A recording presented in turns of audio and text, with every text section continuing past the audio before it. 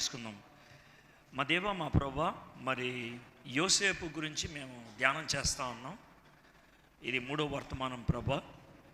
యోసేపు మొదట్లో ప్రభా కష్టాలు గుండా వెళ్ళాడు. ఆ తర్వాత నీ కాపుదలను శోధనలో తాను అనుభవించగలిగాడు.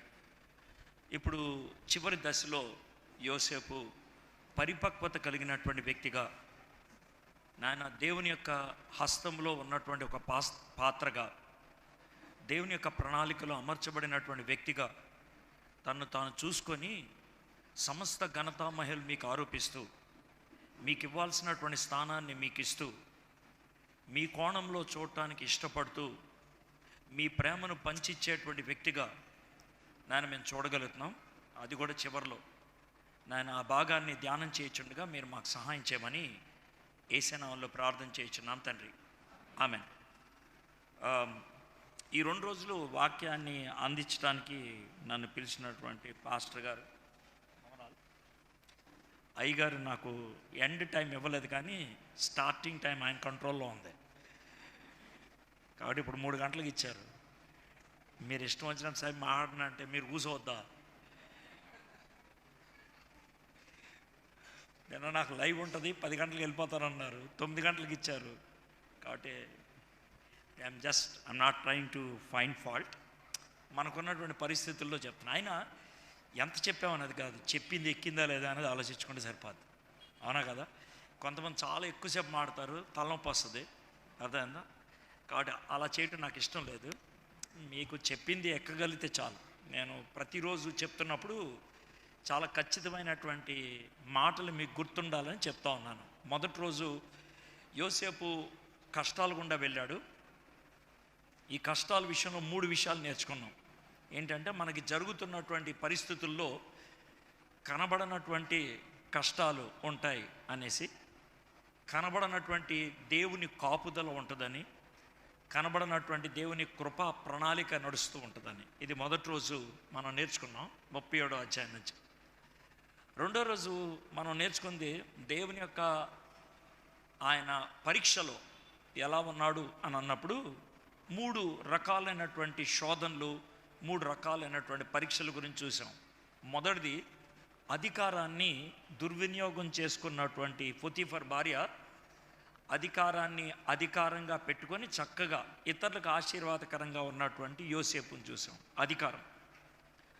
రెండోది, ఆయన అధికారం తర్వాత మనము ఆలస్యం వచ్చినప్పుడు ఏ విధంగా ఆయన ఆలస్యాన్ని తట్టుకోగలిగాడో ఆ ఆలస్యాన్ని గురించి మనం నేర్చుకోవడానికి ప్రయత్నం చేసాం. ఈ ఆలస్యాల్లో ఏ విధంగా వ్యవహరించాలి అనే దాన్ని మనం చూసాం. సో ఈ విధంగా రెండోది ఆరాటం, మూడోది ఆలస్యం. సో ఈ 3 నిన్న చూసాం. ఈరోజు కూడా 3 విషయాలు నేర్చుకుంటాం. చివరి భాగం చాలా చిన్న భాగం తీసుకున్నాను, చివరి భాగం, కానీ కొంచెం వివరణ ఎక్కువ ఇవ్వాల్సి వస్తుంది, అందుకని చిన్న భాగం తీసుకున్నా. ఆదికాండం 50వ అధ్యాయం 15వ వచనం నుంచి 21వ వచనం దాకా ఉన్నటువంటి భాగాన్ని మనం చూడబోతున్నాం. Okay, right. చిన్న పరిచయం మీకు ఇస్తాను. గత సంవత్సరం ఎలిజబెత్ రాణి గారు చనిపోయారు. 96 ఏళ్ల ఎలిజబెత్ రాణి గారు చనిపోయారు. ఆమె సెప్టెంబర్ 8వ తారీఖున ఆమె చనిపోయింది.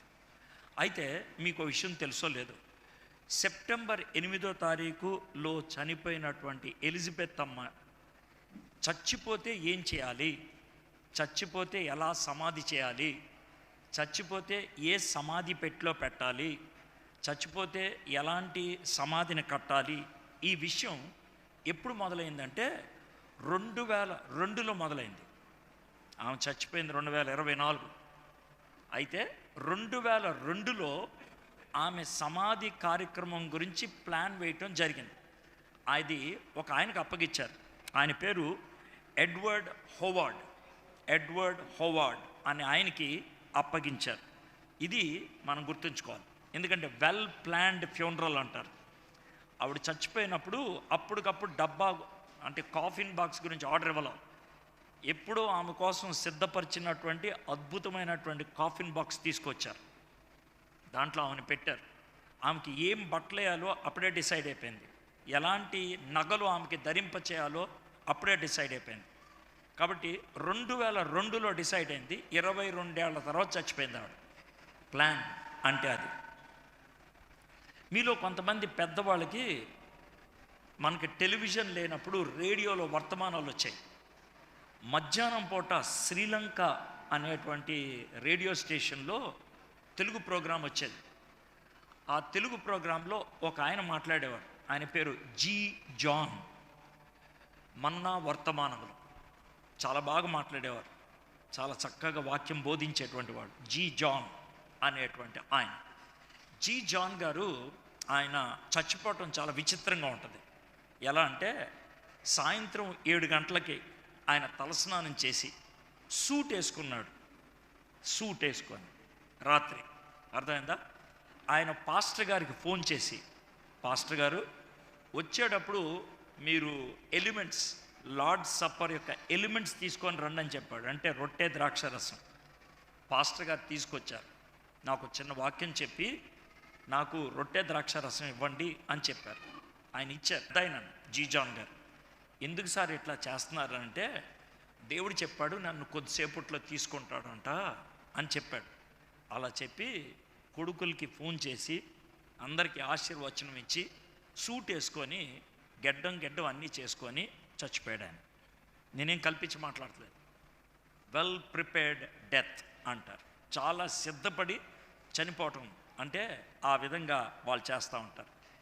ఈ 50వ అధ్యాయంలో 2 మరణాలు ఉంటాయి. 2 ఆదికాండం 50వ అధ్యాయంలో 2 మరణాలు ఉంటాయి. ఒకటి యాకోబు గారి మరణం, రెండోది యోసేపు గారి మరణం. యాకోబు గారు మరణించక ముందే మీరు 48వ అధ్యాయం నుంచి చూస్తే కనుక తన మరణం ఎలా జరుగుద్ది, మరణం తర్వాత ఏం చేయాలి, మరణం తర్వాత ఎక్కడ సమాధి చేయాలి, ఇవన్నీ కూడా కొడుక్కి యోసేపుకి అప్పగిచ్చాడు. చిన్న కొడుక్కి అప్పగిచ్చాడు. అరే కొంచెం ఈ పని చేయరా అనేసి.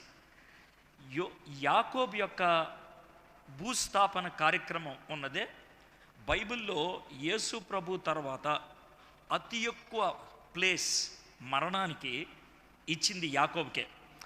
49వ అధ్యాయం 29వ వచనం నుంచి 50వ అధ్యాయం 14వ వచనం దాకా యాకోబు గారు చచ్చిపోవటం, యాకోబు గారిని ఆయన్ని సుగంధ ద్రవ్యాలన్నీ రాసి పాడవకుండా చేయటం, ఆ తర్వాత 70 రోజులు ఆయన కోసం ఏడవటం, ఆ తర్వాత వాళ్ళు ఉన్నటువంటి ఐగుప్తు నుంచి కనానుకు వెళ్ళటం, అక్కడ మక్ఫలా అనేటువంటి ప్రాంతంలో ఆయన్ని సమాధి చేయటం, వెనక్కి రావటం, ఇదంతా చాలా సుదీర్ఘమైనటువంటి వివరణ ఇచ్చాడు.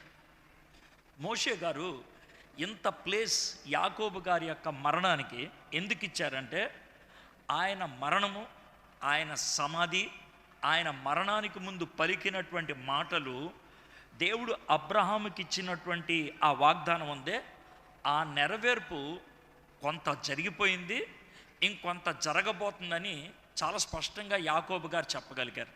ఎందుకంటే యాకోబు గారు చాలా స్పష్టంగా అబ్రహాముకి ప్రత్యేకంగా దేవుడు ఒక సంతానాన్ని ఇవ్వబోతున్నాడు, ఒక సంతానం, ఒక అబ్బాయిని, ఆ అబ్బాయే లోకరక్షకుడు అవుతాడు అని అనటానికి ఆ బాబు లేకపోతే ఆ అబ్బాయి యోధా వంశంలో వస్తాడని చాలా స్పష్టంగా చెప్పింది యాకోబు. రెండోది, నన్ను మక్ఫలా తీసుకెళ్ళి పాతి పెట్టండి, ఎందుకంటే మీ తాతగారు ఆ స్థలాన్ని కొన్నారు, అది మందే, అది మందే. అది ఒక విధంగా చెప్పాలంటే ఈఎండి అంటారు. అంటే ఏంటంటే ఎర్నెస్ట్ మనీ డిపాజిట్. అంటే మనం ఈ ఇల్లు నేను తీసుకుంటా అని 1000 రూపాయలు కడతారే, ఈ దేశం మాది అంటానికి అబ్రహాం గారు చిన్న స్థలం కొన్నాడు. ఆ దేశం మందరా, దేవుడు మనకి ఇస్తానన్నాడు, మనం అక్కడికి వెళ్తాం, కాబట్టి నన్ను అక్కడే పాతి పెట్టండి, ఎవడు వదిలిపెట్టదు అని చాలా స్పష్టంగా చెప్పాడు. ఒకటి సంతానం గురించి చెప్పాడు, రెండోది ల్యాండ్ గురించి చెప్పాడు, మూడోది మీరు కొంతకాలానికి చాలా ఎక్కువ మంది అయిపోతారు, మీరు అక్కడికి వెళ్తారు అని ఆయన ప్రవచనాన్ని చెప్పి ముగించాడు. కాబట్టి యాకోబు గారు అబ్రహాముకి దేవుడు ఇచ్చినటువంటి వాగ్దానాన్ని కొంతలో కొంత క్లారిటీ ఇవ్వటం అనేది చాలా స్పష్టంగా జరిగింది. అందుకనే చాలా సవివరణంగా యాకోబు గారి ఈ మరణం గురించి చాలా స్పష్టంగా రాశారు. ఒకవేళ 50వ అధ్యాయం తీస్తే మొదటి 14 వచనాల్లో ఏముందో మీకు లైట్గా చెప్తాను. మనం 15వ వచనం నుంచి ధ్యానం చేయబోతున్నాం. మొదటి 3 వచనాల్లో యాకోబు గారు చనిపోయారు. యాకోబు గారిని ఏం చేశాడంటే ఐగుప్తి డాక్టర్ని పిలిపించి, ఐగుప్తి డాక్టర్లకి ఒక బాగా స్పెషాలిటీ ఉన్నది. ఏంటంటే ఎవరైనా చచ్చిపోతే ఆ చచ్చిపోయిన వ్యక్తి ముఖ కవళికలు ముఖం పాడవకుండా వాళ్ళు చాలా జాగ్రత్తగా వాళ్ళని మమ్మీ చేస్తారు. మమ్మీ అంటే సుగంధ ద్రవ్యాలు రాసి శరీరం పాడైపోకుండా, కుళ్ళు పట్టకుండా ఉంచేటట్లు వాళ్ళు చేస్తారు. వాళ్ళకి ఆ యొక్క నేర్పరితనం ఉన్నది.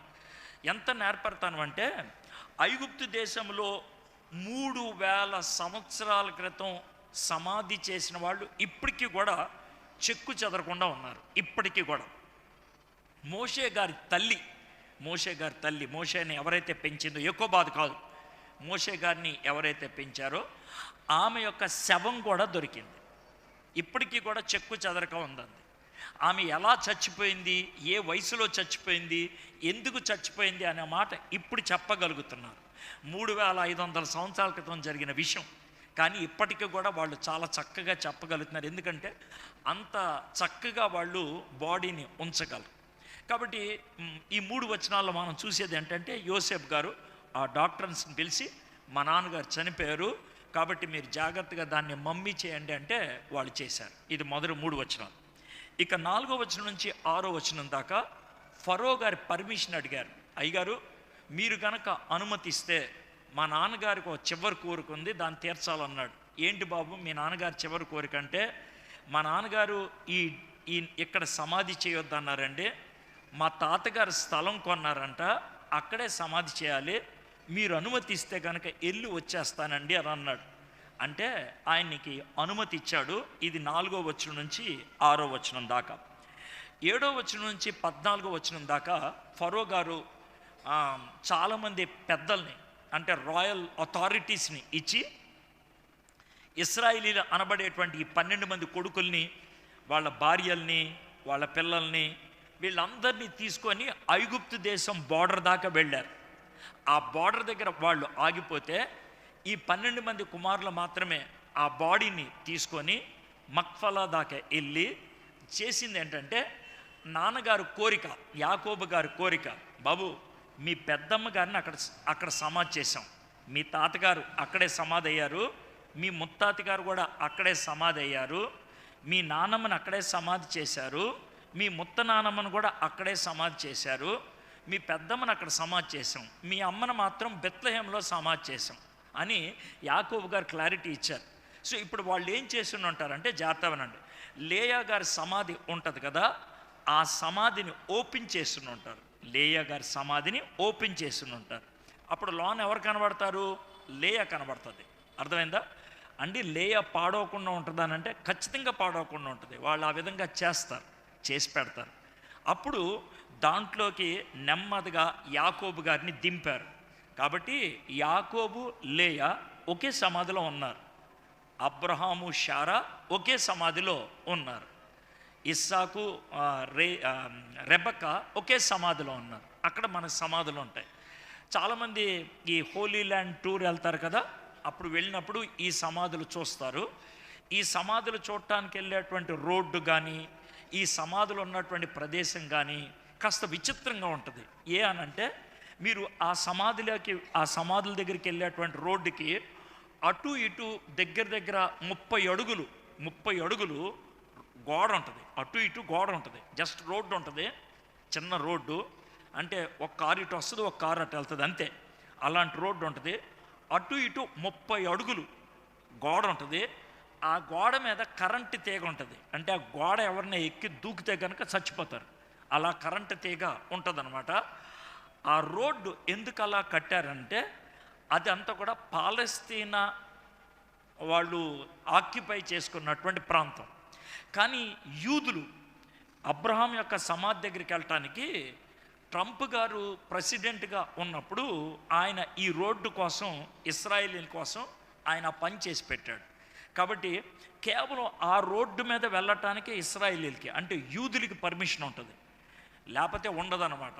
సో మనం అక్కడికి ఎందుకు వెళ్ళగలుగుతామనంటే ఇజ్రాయేలీ వీసాతో మనం వెళ్తాం కాబట్టి ఆ రోడ్డు మీద మనల్ని వెళ్ళనిస్తారనమాట. అది వాళ్ళు చేసేటువంటి పని.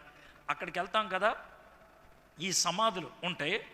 ఈ సమాధులు చాలా విచిత్రంగా ఉంటాయి. ఎలా అంటే ఇప్పుడు ఇది సమాధి అనుకోండి, ఊరినే ఇదే సమాధి అనుకోండి, ఇది అబ్రహాం గారి సమాధి. ఎలా ఉంటుంది కదా సమాధి, మీకు చూపించడానికి ఇలా పెడుతున్నాను. అబ్రహాం గారి సమాధి ఉందనుకోండి, సమాధికి మధ్యలో గోడ ఉంటుంది.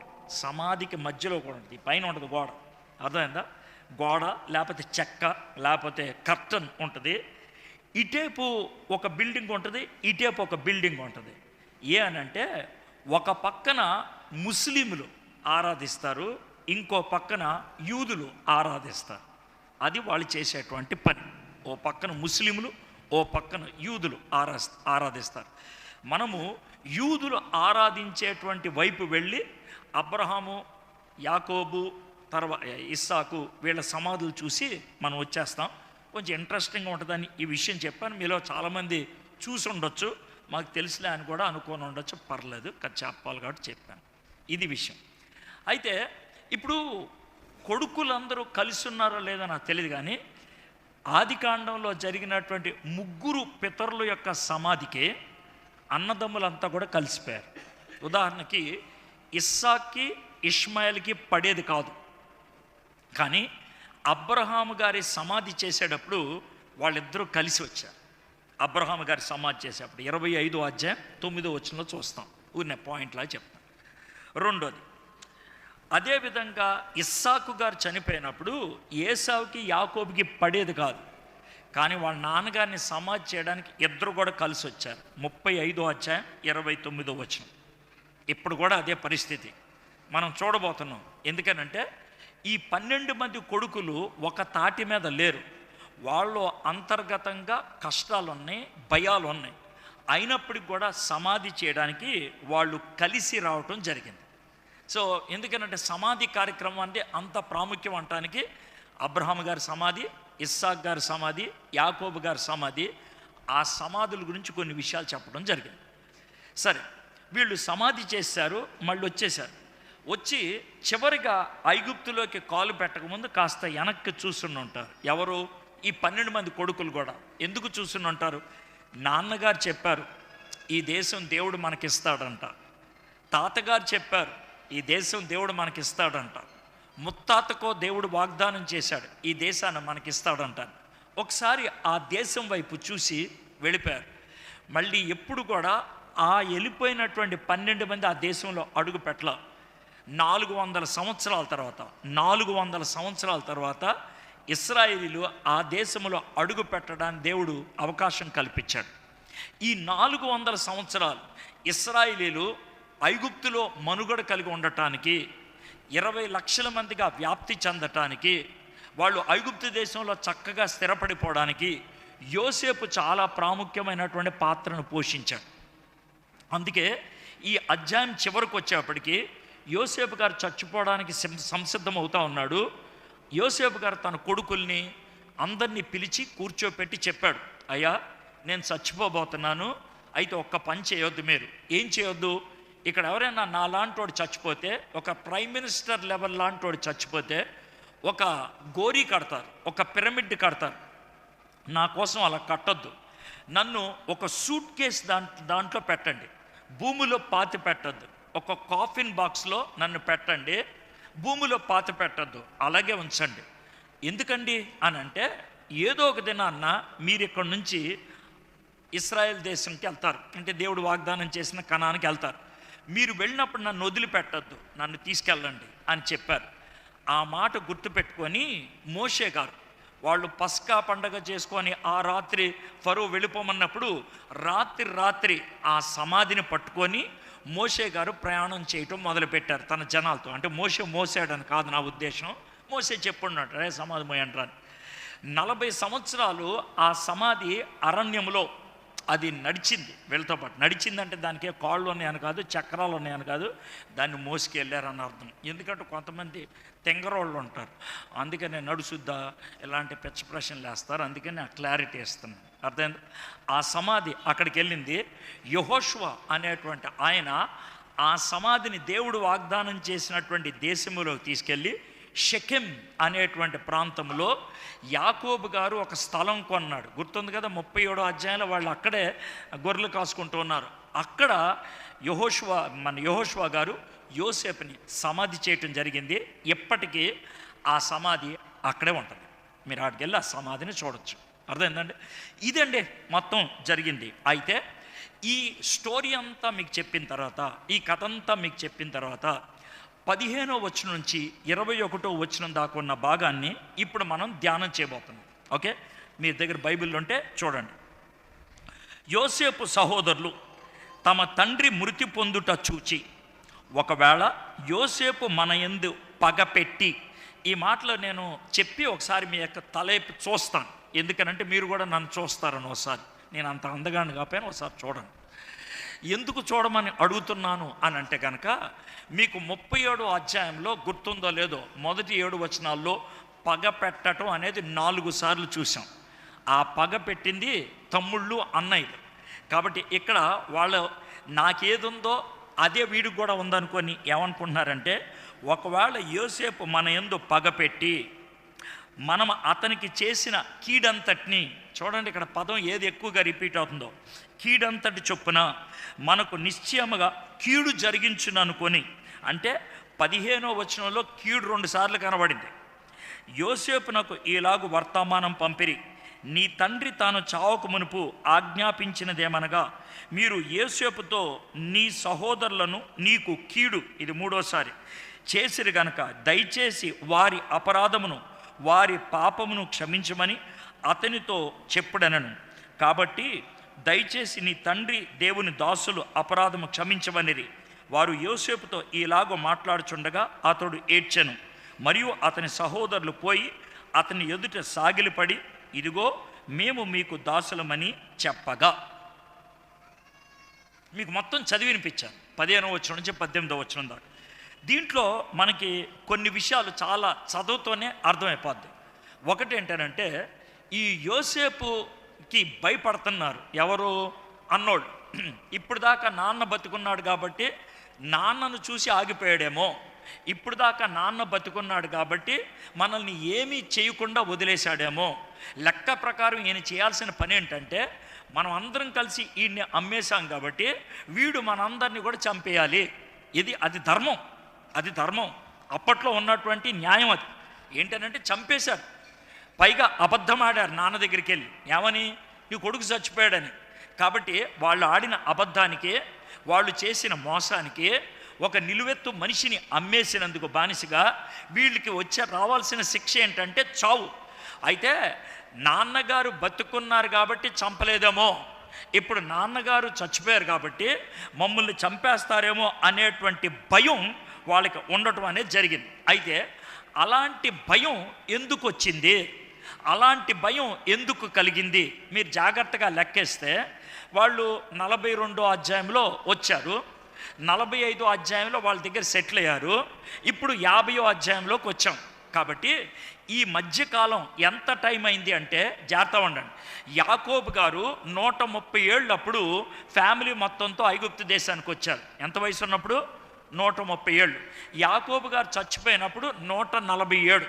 కాబట్టి వాళ్ళు యోసేపు మా తమ్ముడే, యోసేపే మాకు ప్రధానమంత్రి, యోసేపు గారే మాకు ఈ స్థలాన్ని ఇప్పించాడు అని 17 ఏళ్ళు బతికేశారు. ఎంతకాలం? 17 ఏళ్ళు బతికేశారు. 17 ఏళ్ళు అయినప్పటికి కూడా వాళ్ళకి భయం పోలా. 17 ఏళ్ళు అయిన తర్వాత ఆ భయం సర్ఫేస్ అయింది, బయటపడింది. అంతకుముందు ఆ భయం లోనుంది. వాళ్ళకి ఏదో కొద్దో గొప్ప ధైర్యం ఉందంటే నాన్నగారు ఉన్నారు కాబట్టి వాళ్ళకు ఆ ధైర్యం ఉండటం జరిగింది. అయితే వీళ్ళకి బుద్ధి ఎక్కడి నుంచి ఉంటుంది? బహుశా నేను అనుకోవటం వాళ్ళ నాన్న దగ్గర నుంచే వచ్చి ఉంటుంది. సార్ వాళ్ళ నాన్న ఏం చేశాడు సార్ అంటే, యాకోబు ఏశావుని కలవడానికి వచ్చినప్పుడు ఆయనకి ఆహ్వానం ఉంది, ఎలాంటి అనుమానం లేదు. అయితే మరి అన్న నన్ను స్వీకరిస్తాడో లేదో, అన్నకి నా మీద కోపం ఉందేమో, తన జ్యేష్ఠత్వాన్ని దొంగిలిచ్చేశాను, ఆశీర్వాదాలను దొంగిలిచ్చేశానని నన్ను ఏమన్నా చేస్తాడేమో అని 2 బ్యాచ్లను ముందు పంపించాడు. 2 బ్యాచ్లను.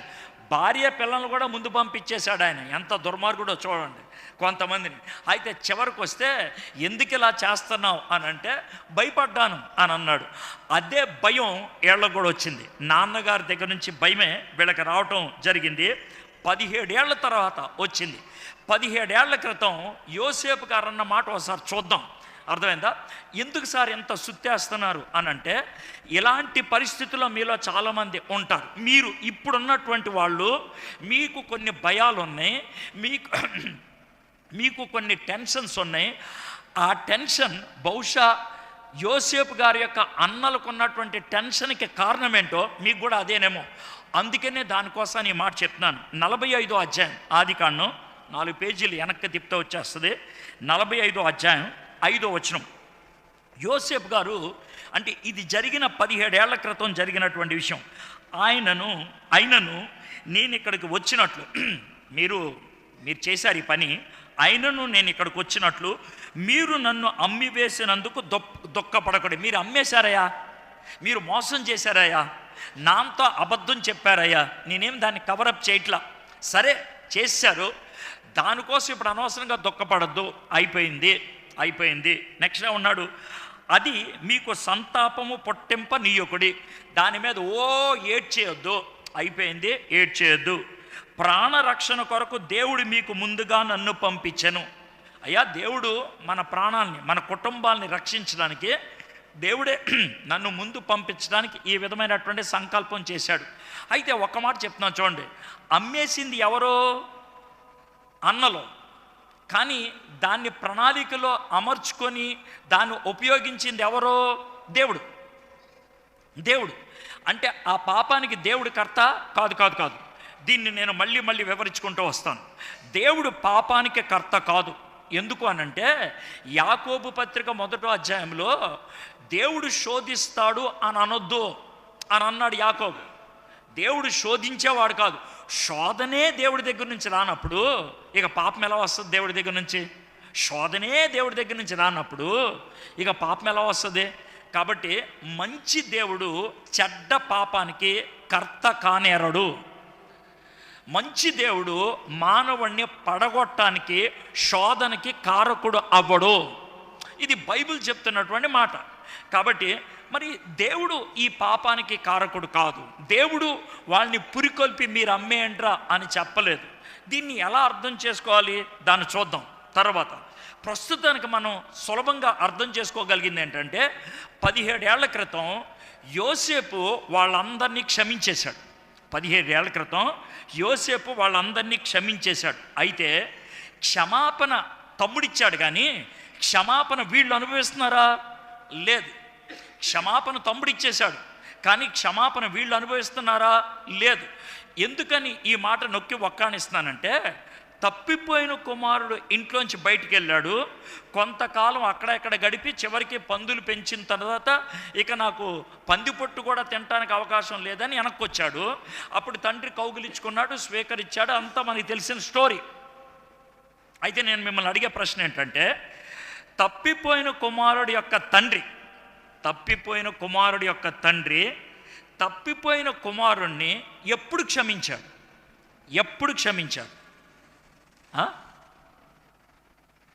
కొంచెం గట్టి చెప్పండి. మీరు తప్పు చెప్పారని నేను అన్నా, అది మీ అభిప్రాయం అనుకుంటాను. చెప్పండి. తప్పు చేసినప్పుడా? తిరిగి వచ్చినప్పుడు అంటే అప్పుడు దాకా క్షమించలేదు అంటారు. మీరు మాట చెప్పారంటే దాన్ని ఎదురు ప్రశ్న వేసా, ఆలోచించి జవాబు చెప్పండి. తప్పిపోయిన కుమారుడి తండ్రి తిరిగి వచ్చినప్పుడు క్షమించాడు అనుకుందాం, అంటే అప్పుడు దాకా క్షమించలేదా? మరి ఇంకెప్పుడు చేశాడు? ఎప్పుడు క్షమించాడు? ఏదో మాట చెప్పండి గట్టిగా, గొనగొద్దు. ఇప్పుడు మిమ్మల్ని తిట్టలేదుగా తప్పు ఆన్సర్ ఇస్తే. కొంచెం గట్టి చెప్పండి. ఇంట్లోంచి బయటికి వెళ్ళినప్పుడే తండ్రి ఏం చేశాడు? క్షమించేశాడు. అయితే అప్పటి నుంచి తండ్రి కొడుకు కోసం ఎదురు చూస్తున్నాడు లేదా? అయితే కొడుకు ఆ క్షమాపణ ఎప్పుడు అనుభవించాడు? తిరిగి వచ్చినప్పుడు. అవునా కదా? జాగ్రత్త అనండి. ఈ స్టోరీ ఇంత నెమ్మదిగా ఎందుకు చెప్పానంటే, యేసు ప్రభువారు మనల్ని సిలువ మీద చచ్చిపోయినప్పుడే క్షమించేశారు. యేసు ప్రభువారు ఎప్పుడు క్షమించేశారు? అప్పుడే. అర్థమైందా?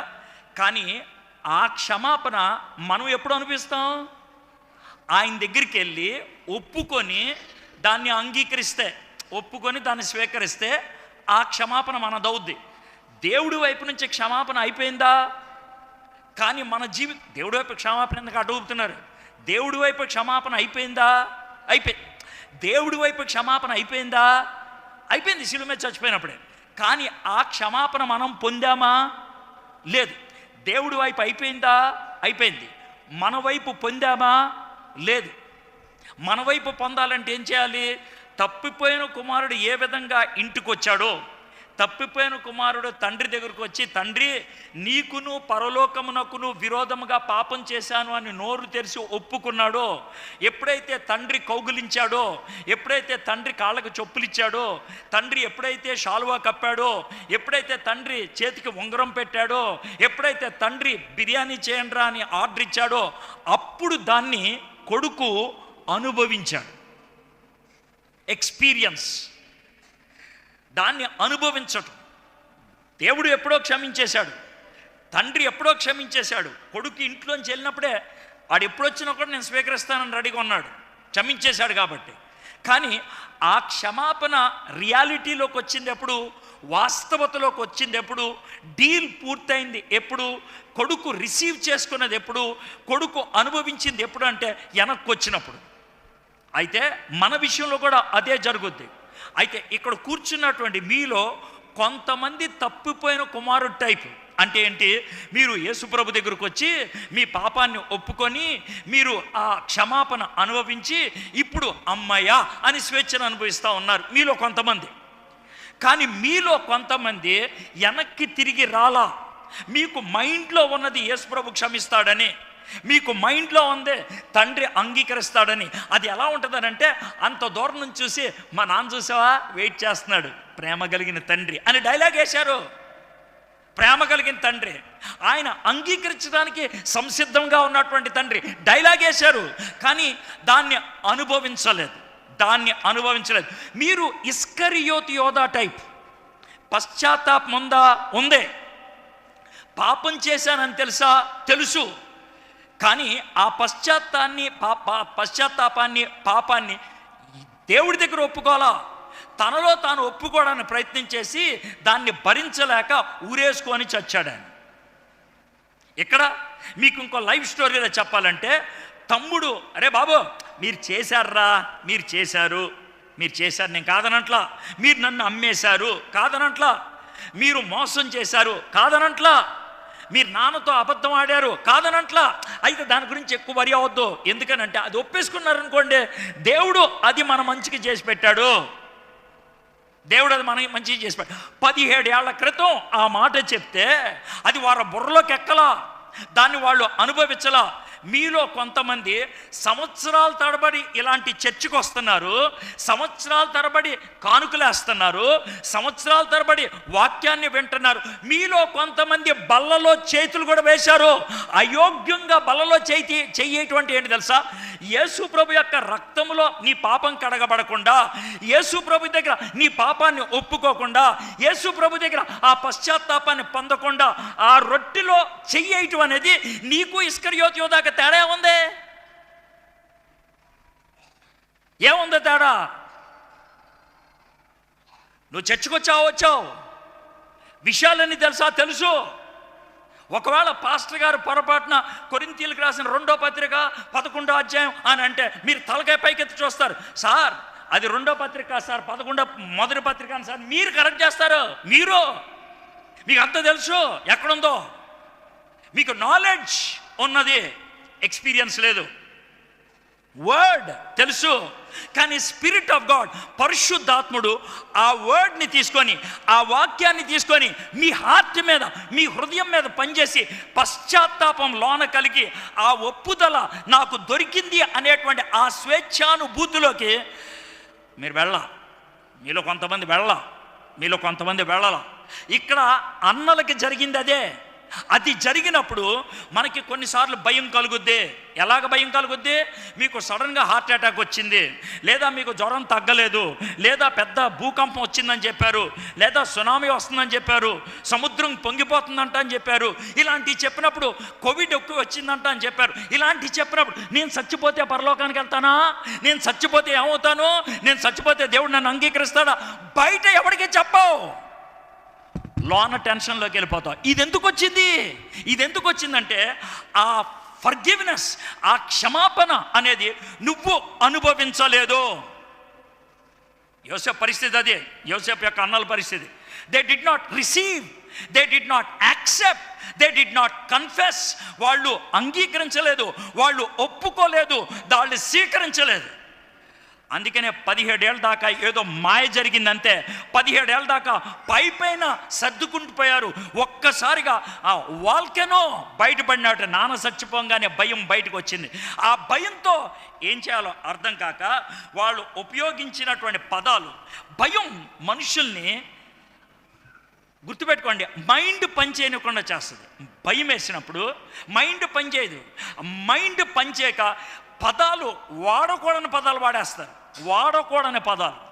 ఆ పదాలు ఏంట్రా బుర్ర లేకుండా ఎలాంటి పదాలు అంటే, భయం వేసింది అన్నయ్య, భయం వేసింది అందుకే చెప్పాను. చూడండి అర్ధరహితమైన పదాలు ఏమి ఉపయోగించారు. 17వ వచనం చూడండి, 17వ వచనం చూస్తున్నారా? 17వ వచనంలో అర్ధరహితమైన పదం ఏంటి చెప్పండి నాకు, చెప్పగలరు? కొంచెం బుర్ర ఉపయోగిస్తారేమో చూద్దామని అడుగుతున్నాను. నీ తండ్రి. ఎందుకంటే అర్ధరహితం, మంచిగా చెప్పారు. ఎందుకని అర్ధరహితం అంటే వీడికి తండ్రి కదా, యోసేపు కూడా తండ్రేగా, వాళ్ళకు కూడా తండ్రేగా. కానీ ఏమన్నాడు సార్, నీ తండ్రి అన్నాడు. ఒకవేళ యోసేపు ఎరా మీ నాన్న కదా ఆయన, ఎరా మీరు ఆయన పుట్టలేదా అని అంటే ఏం చేస్తారో అంటే మీకు అర్థమవుతుందా? భయం ఏ స్థాయికి వెళ్ళిపోయిందంటే వాళ్ళు ఏం మాట్లాడుతున్నారో వాళ్ళకి అర్థం కావట్లా.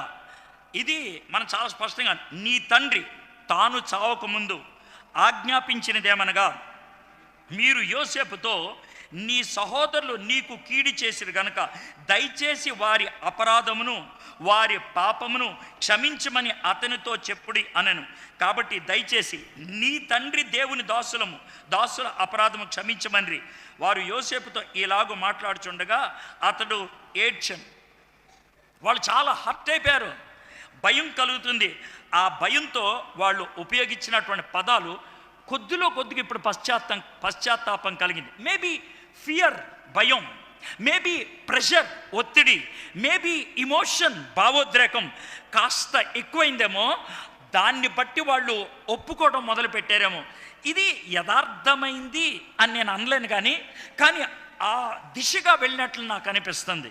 ఏ అనంటే వాళ్ళు ఉపయోగించినటువంటి పదాలు నాకు బాగా అనిపించాయి. ఒకటి కీడు, రెండోది అపరాధం, మూడోది పాపం.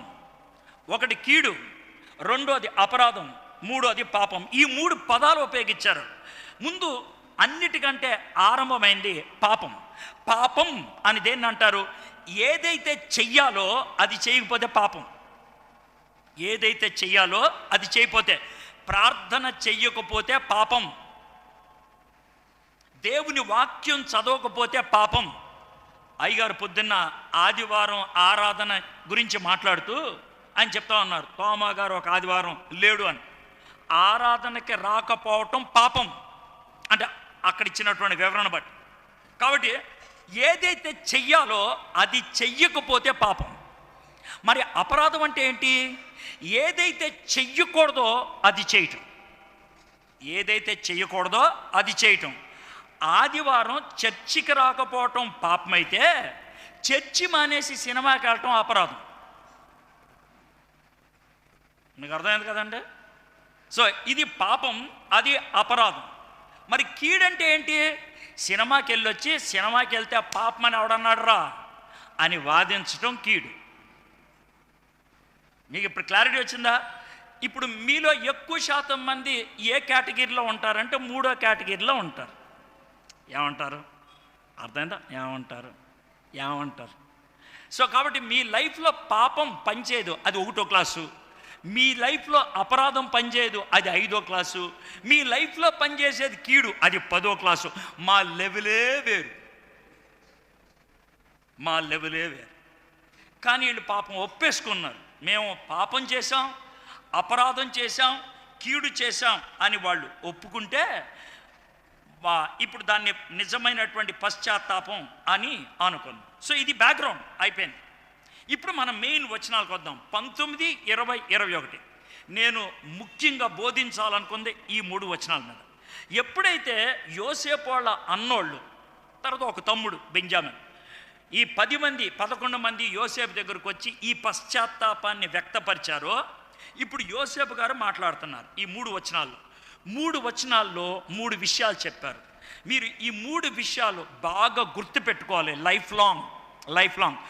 ఆదికాండం అంతా ఏంటి అని అంటే ఈ 3 వచనాలు అర్థం చేసుకుంటే సరిపోద్ది. ఆదికాండం అంతా ఏంటి అన్నది ఈ 3 వచనాలు అర్థం చేసుకుంటే సరిపోద్ది. ఏంటండి ఆ 3వ వచనం? 3 వచనాలు. 19వ వచనం, యోసేపు, భయపడుకుడి, నేను దేవుని స్థానమందు ఉన్నానా. ఇది మొదటిది. నేను దేవుని స్థానమందు ఉన్నానా. ఏం బాబు, దేవుడికి ఒక చైర్ ఉంటుంది, ఆ చైర్లో నేనేమన్నా కూర్చున్నానా? నేనేమన్నా దేవుడి చైర్లో కూర్చున్నానా? నేను దేవుణ్ణా? దేవుడు మాత్రమే చేయగలిగే పనులు నన్ను చేయమని అడుగుతున్నారు. పొరపాటదే. దేవుడు మాత్రమే చేయగలిగే పనులు నన్ను అడుగుతున్నారు, అది పొరపాటు. ఆ మాట నా దగ్గర ఉపయోగించొద్దు. నేను దేవుణ్ణా, దాన్ని మనం వివరంగా చూద్దాం. ఇది మొదటి పాయింట్. దేవుడే. దేవుడు చేసే పనులు మనుషులు చేయలేరు. మనుషులు దేవుడు చేసే పని చేయడానికి ప్రయత్నం చేస్తే నాశనం అయిపోతారు, బూడిదైపోతారు.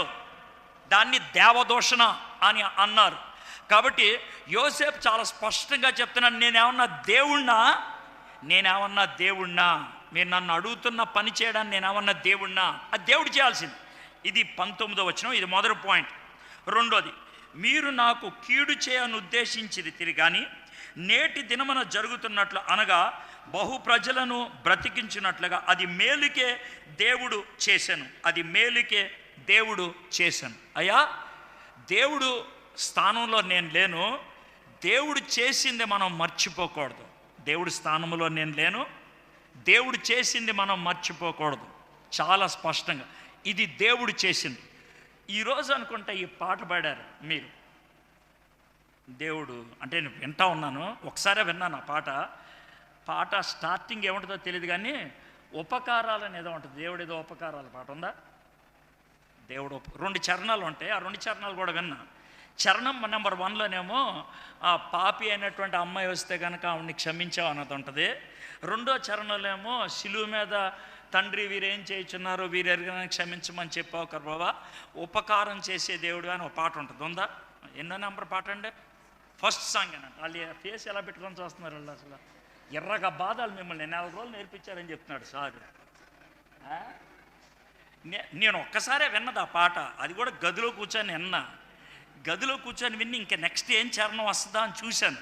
2 చరణాలతో ఆగిపోయింది. ఓహో, ఈ 2 చరణాలు పాడారన్నమాట. మీరు ఒకసారే పాడారు. మీరు పాడిన పాట కంటెంట్ నాకు తెలుసు పూర్తిగా. ఒకసారే నేను విన్నది. మీరు ఎన్నిసార్లు పాడారో? నేను ఇంత కంటెంట్ చెప్పినప్పుడు టక్కుమని చెప్పాలి.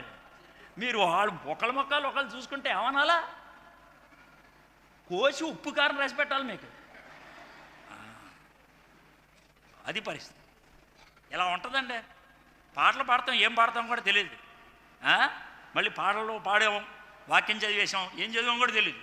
ప్రార్థన చేసాం, ఏం ప్రార్థన చేశారని చేశానులే అంటాడు. ఏం చేసామని చేశాం. ఇది పరిస్థితి. మొదటిది, నేను దేవుడి చైర్లో లేను. రెండోది, దేవుడు చేసింది మర్చిపోను. ఇక మూడోది, కాబట్టి 21వ వచనం, భయపడకుడి, నేను మిమ్మును మీ పిల్లలను పోషించదనని చెప్పి వారిని ఆదరించి వారితో ప్రీతిగా మాట్లాడు. నేను దేవుడి చైర్లో లేను, నేను దేవుడు చేసింది మర్చిపోను, దేవుడు నాకు నేర్పించింది నేను చేస్తాను. 3 విషయాలు. నేను దేవుడి చైర్లో లేను, దేవుడు చేయాల్సింది నన్ను చేయమని అడగొద్దు. రెండోది, దేవుడు చేసింది మర్చిపోవద్దు. ఇది రెండోది. మూడోది, దేవుడు నాకు నేర్పించింది నేను చేస్తాను. దేవుడు నాకు నేర్పించింది చేస్తాను. ఏం చేస్తాను? దేవుడు నాకు నేర్పించింది ప్రేమిస్తాను. ఆ ప్రేమ చిహ్నంగా నేను ఏం చేయాలో అది చేస్తాను. ఈ 3 వచనాలు చాలా ప్రాముఖ్యమైనటువంటి విషయాలు. వీటిని నెమ్మదిగా మనం అర్థం చేసుకోవడానికి ప్రయత్నం చేద్దాం. ఎందుకనంటే నేను ఒక ఆయన డేవిడ్ కిడ్నర్ అనేటువంటి ఆయన కామెంటరీ చదువుతూ ఉన్నాను. ఆయన ఏమన్నాడంటే, ఈ 3 వచనాలు అర్థం చేసుకొని పాటించేవాడు పాత కొత్త నిబంధన అంతా పూర్తిగా పాటించేసినట్లే అన్నాడు ఆయన. అంత గొప్ప స్టేట్మెంట్ వేశాడు. ఈ 3 వచనాలు అర్థం చేసుకొని పాటించేవాడు పాత కొత్త నిబంధనలో ఉన్నటువంటి అన్ని విషయాలు పాటించినట్లే అనేశాడు. అన్నీ 3 ఇమిడిపోయి ఉన్నాయంట. చాలా బాగా అనిపించింది. దాన్ని చూద్దాం. దీన్ని నాకు అర్థమయ్యేటువంటి సింపుల్ మాటలో చెప్పాలంటే, ఒకటి, అవాయిడ్ గాడ్స్ చైర్. దేవుడు కుర్చీ దగ్గరికి వెళ్ళొద్దు నువ్వు, అవాయిడ్. రెండోది, టేక్ గాడ్స్ వ్యూ. దేవుని దృక్పథాన్ని కలిగి ఉండు. అదేంటో మీకు వివరిస్తాం, మీకు ఊరిన టైటిల్లో చెప్తాను. మూడోది, షో గాడ్స్ లవ్. దేవుని ప్రేమను చూపించు, షో గాడ్స్ లవ్. ఈ 3 విషయాలు మనం నెమ్మదిగా చూద్దాం. Avoid God's chair. నేను దేవుని స్థానమందు ఉన్నానా అంటే అర్థం ఏంటి తెలుసా? మనము దేవుడి స్థానాన్ని తీసేసుకుంటాం. అంటే ఏంటి? నేనే దేవుణ్ణి, నాపైన ఇంకెవరో అధికారి లేరు, నేను ఎవరికి జవాబుదారీ కాదు, నేను ఎవరికి లెక్క అప్పచెప్పాల్సిన లేదు, నా ఇష్టం. అది దేవుడి స్థానాన్ని తీసుకోవటం అన్నమాట. చాలామంది యవ్వన బిడ్డలకు అదే ఉంటుంది. నా ఇష్టం, నేను మందు కొడతా, నా ఇష్టం వచ్చినట్లు తిరుగుతా, నా ఇష్టం నేను అన్నం తిన్నా, నా ఇష్టం నేను ఏదన్నా చేస్తా, నా ఇష్టం. దేవుడి కుర్చీలో కూర్చోవటం. యోసేపు అంటున్నాడు, నేనేమన్నా దేవుణ్ణా ఆ కుర్చీలో కూర్చోవడానికి? ఆ కుర్చీ దేవుడిదే.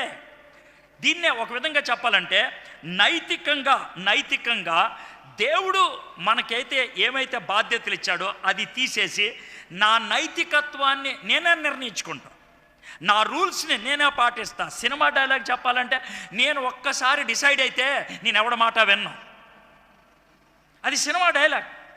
కానీ ఆ డైలాగ్ ఎంత దరిద్రమైన డైలాగ్ అంటే, ఆ డైలాగ్ వేసేది ఒకడే ఈ ప్రపంచంలో, సాతాను. అయితే ఆ డైలాగ్ వేసిన వ్యక్తిని మనం హీరో అన్నాం.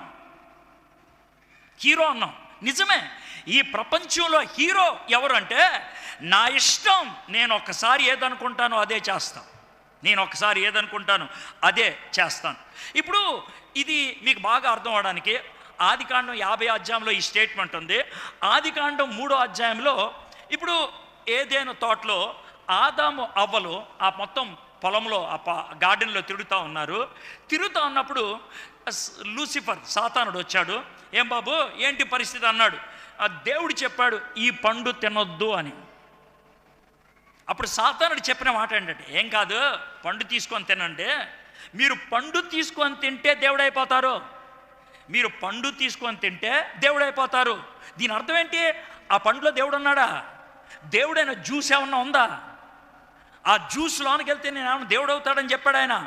నువ్వు ఎప్పుడైతే ఆ పండు కోసుకుంటున్నావో దేవుడు చేసే పని నువ్వు చేస్తున్నావు. ఏంటది?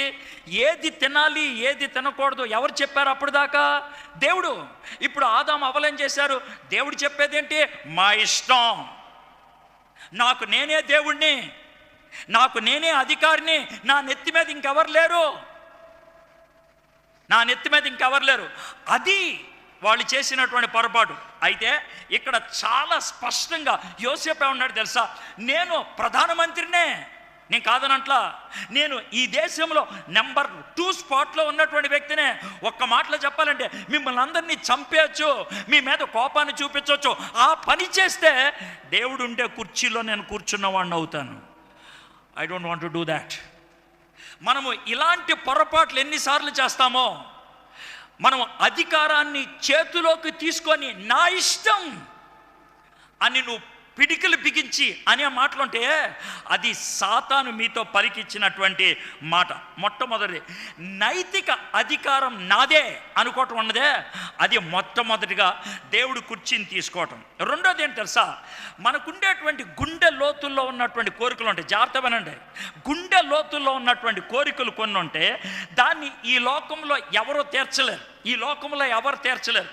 అలాంటి కోరికలు తీర్చమని ఎవరి దగ్గరికైనా అడిగితే నేను తీరుస్తా అని వాడంటే ఆడి దేవుడు అయిపోయినట్లే. మీకు ఎగ్జాంపుల్ చెప్తా. ఇదే ఆదికాండంలో ఏం ఎగ్జాంపుల్ ఉందో. 30వ అధ్యాయం, ఆదికాండం 30వ అధ్యాయం.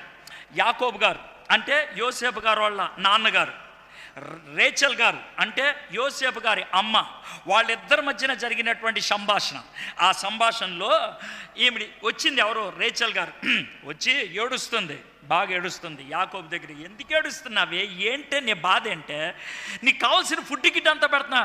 అయ్యా నాకు కొడుకు కావాలయ్యా, కొడుకు కావాలి, నాకు ఈ కొడుకునే, ఇదే మాట అన్నది, నాకు కొడుకు కావాలి, కొడుకుని అని అంటే అప్పుడు యాకోబు అన్న డైలాగ్ అంటే తెలుసా, నేనేమన్నా దేవుణ్ణా నీకు కొడుకునివ్వడానికి, నేనేమన్నా దేవుణ్ణా నీ కొడుకునివ్వడానికి. ఆ వచనం చూడండి, 30వ అధ్యాయం 2వ వచనం. యాకోబు కోపము రాహేలు మీద రగులు కొనగా, ఫ్రస్ట్రేషన్ అంటారు అది, తాను చేయలేడు ఆ పని. ఎందుకనంటే మానవుడికి ఉన్నటువంటి లోతైనటువంటి కోరికలు ఈ లోకములో ఎవడో తీర్చలేడు. అది ఎవరు తీరుస్తాడు? దేవుడు. ఆ కోరికలు ఈ లోకంలో ఎవరో తీరుస్తారు, ఎవరో నాకు ఇవ్వగలుగుతారని ఒక మనిషి దగ్గరికి వెళ్ళి దేవుడు మాత్రమే తీర్చగలిగేటువంటి కోరికను తీర్చుకోవడానికి ప్రయత్నం చేస్తే ఆ వ్యక్తిని దేవుడు అనిపించుకున్నట్లు.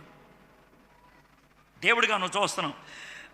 ఆయన అన్నమాట, నేను నీకు గర్భఫలము ఇయ్యకపోయినా దేవునికి ప్రతిగా ఉన్నానా అనను. అంటే 2 విషయాలు చెప్తున్నాడు. నీ గర్భాన్ని ఇవ్వలేదు ఎవరు తెలుసా? దేవుడు. నీకు గర్భం ఇవ్వకుండా చేసింది దేవుడు. అలాంటి దేవుడిని పక్క పెట్టి నేను దేవుడిని నీకు గర్భాన్ని ఇవ్వాలా? అసాధ్యం. అదే అసాధ్యం. మానవుడికి అసాధ్యం కాంది ఏదైనా సరే ఒక మానవుడు తీర్చాలి అని మనం వెళ్తే కనుక వాడిని దేవుడిగా అంచనా వేసినట్లే.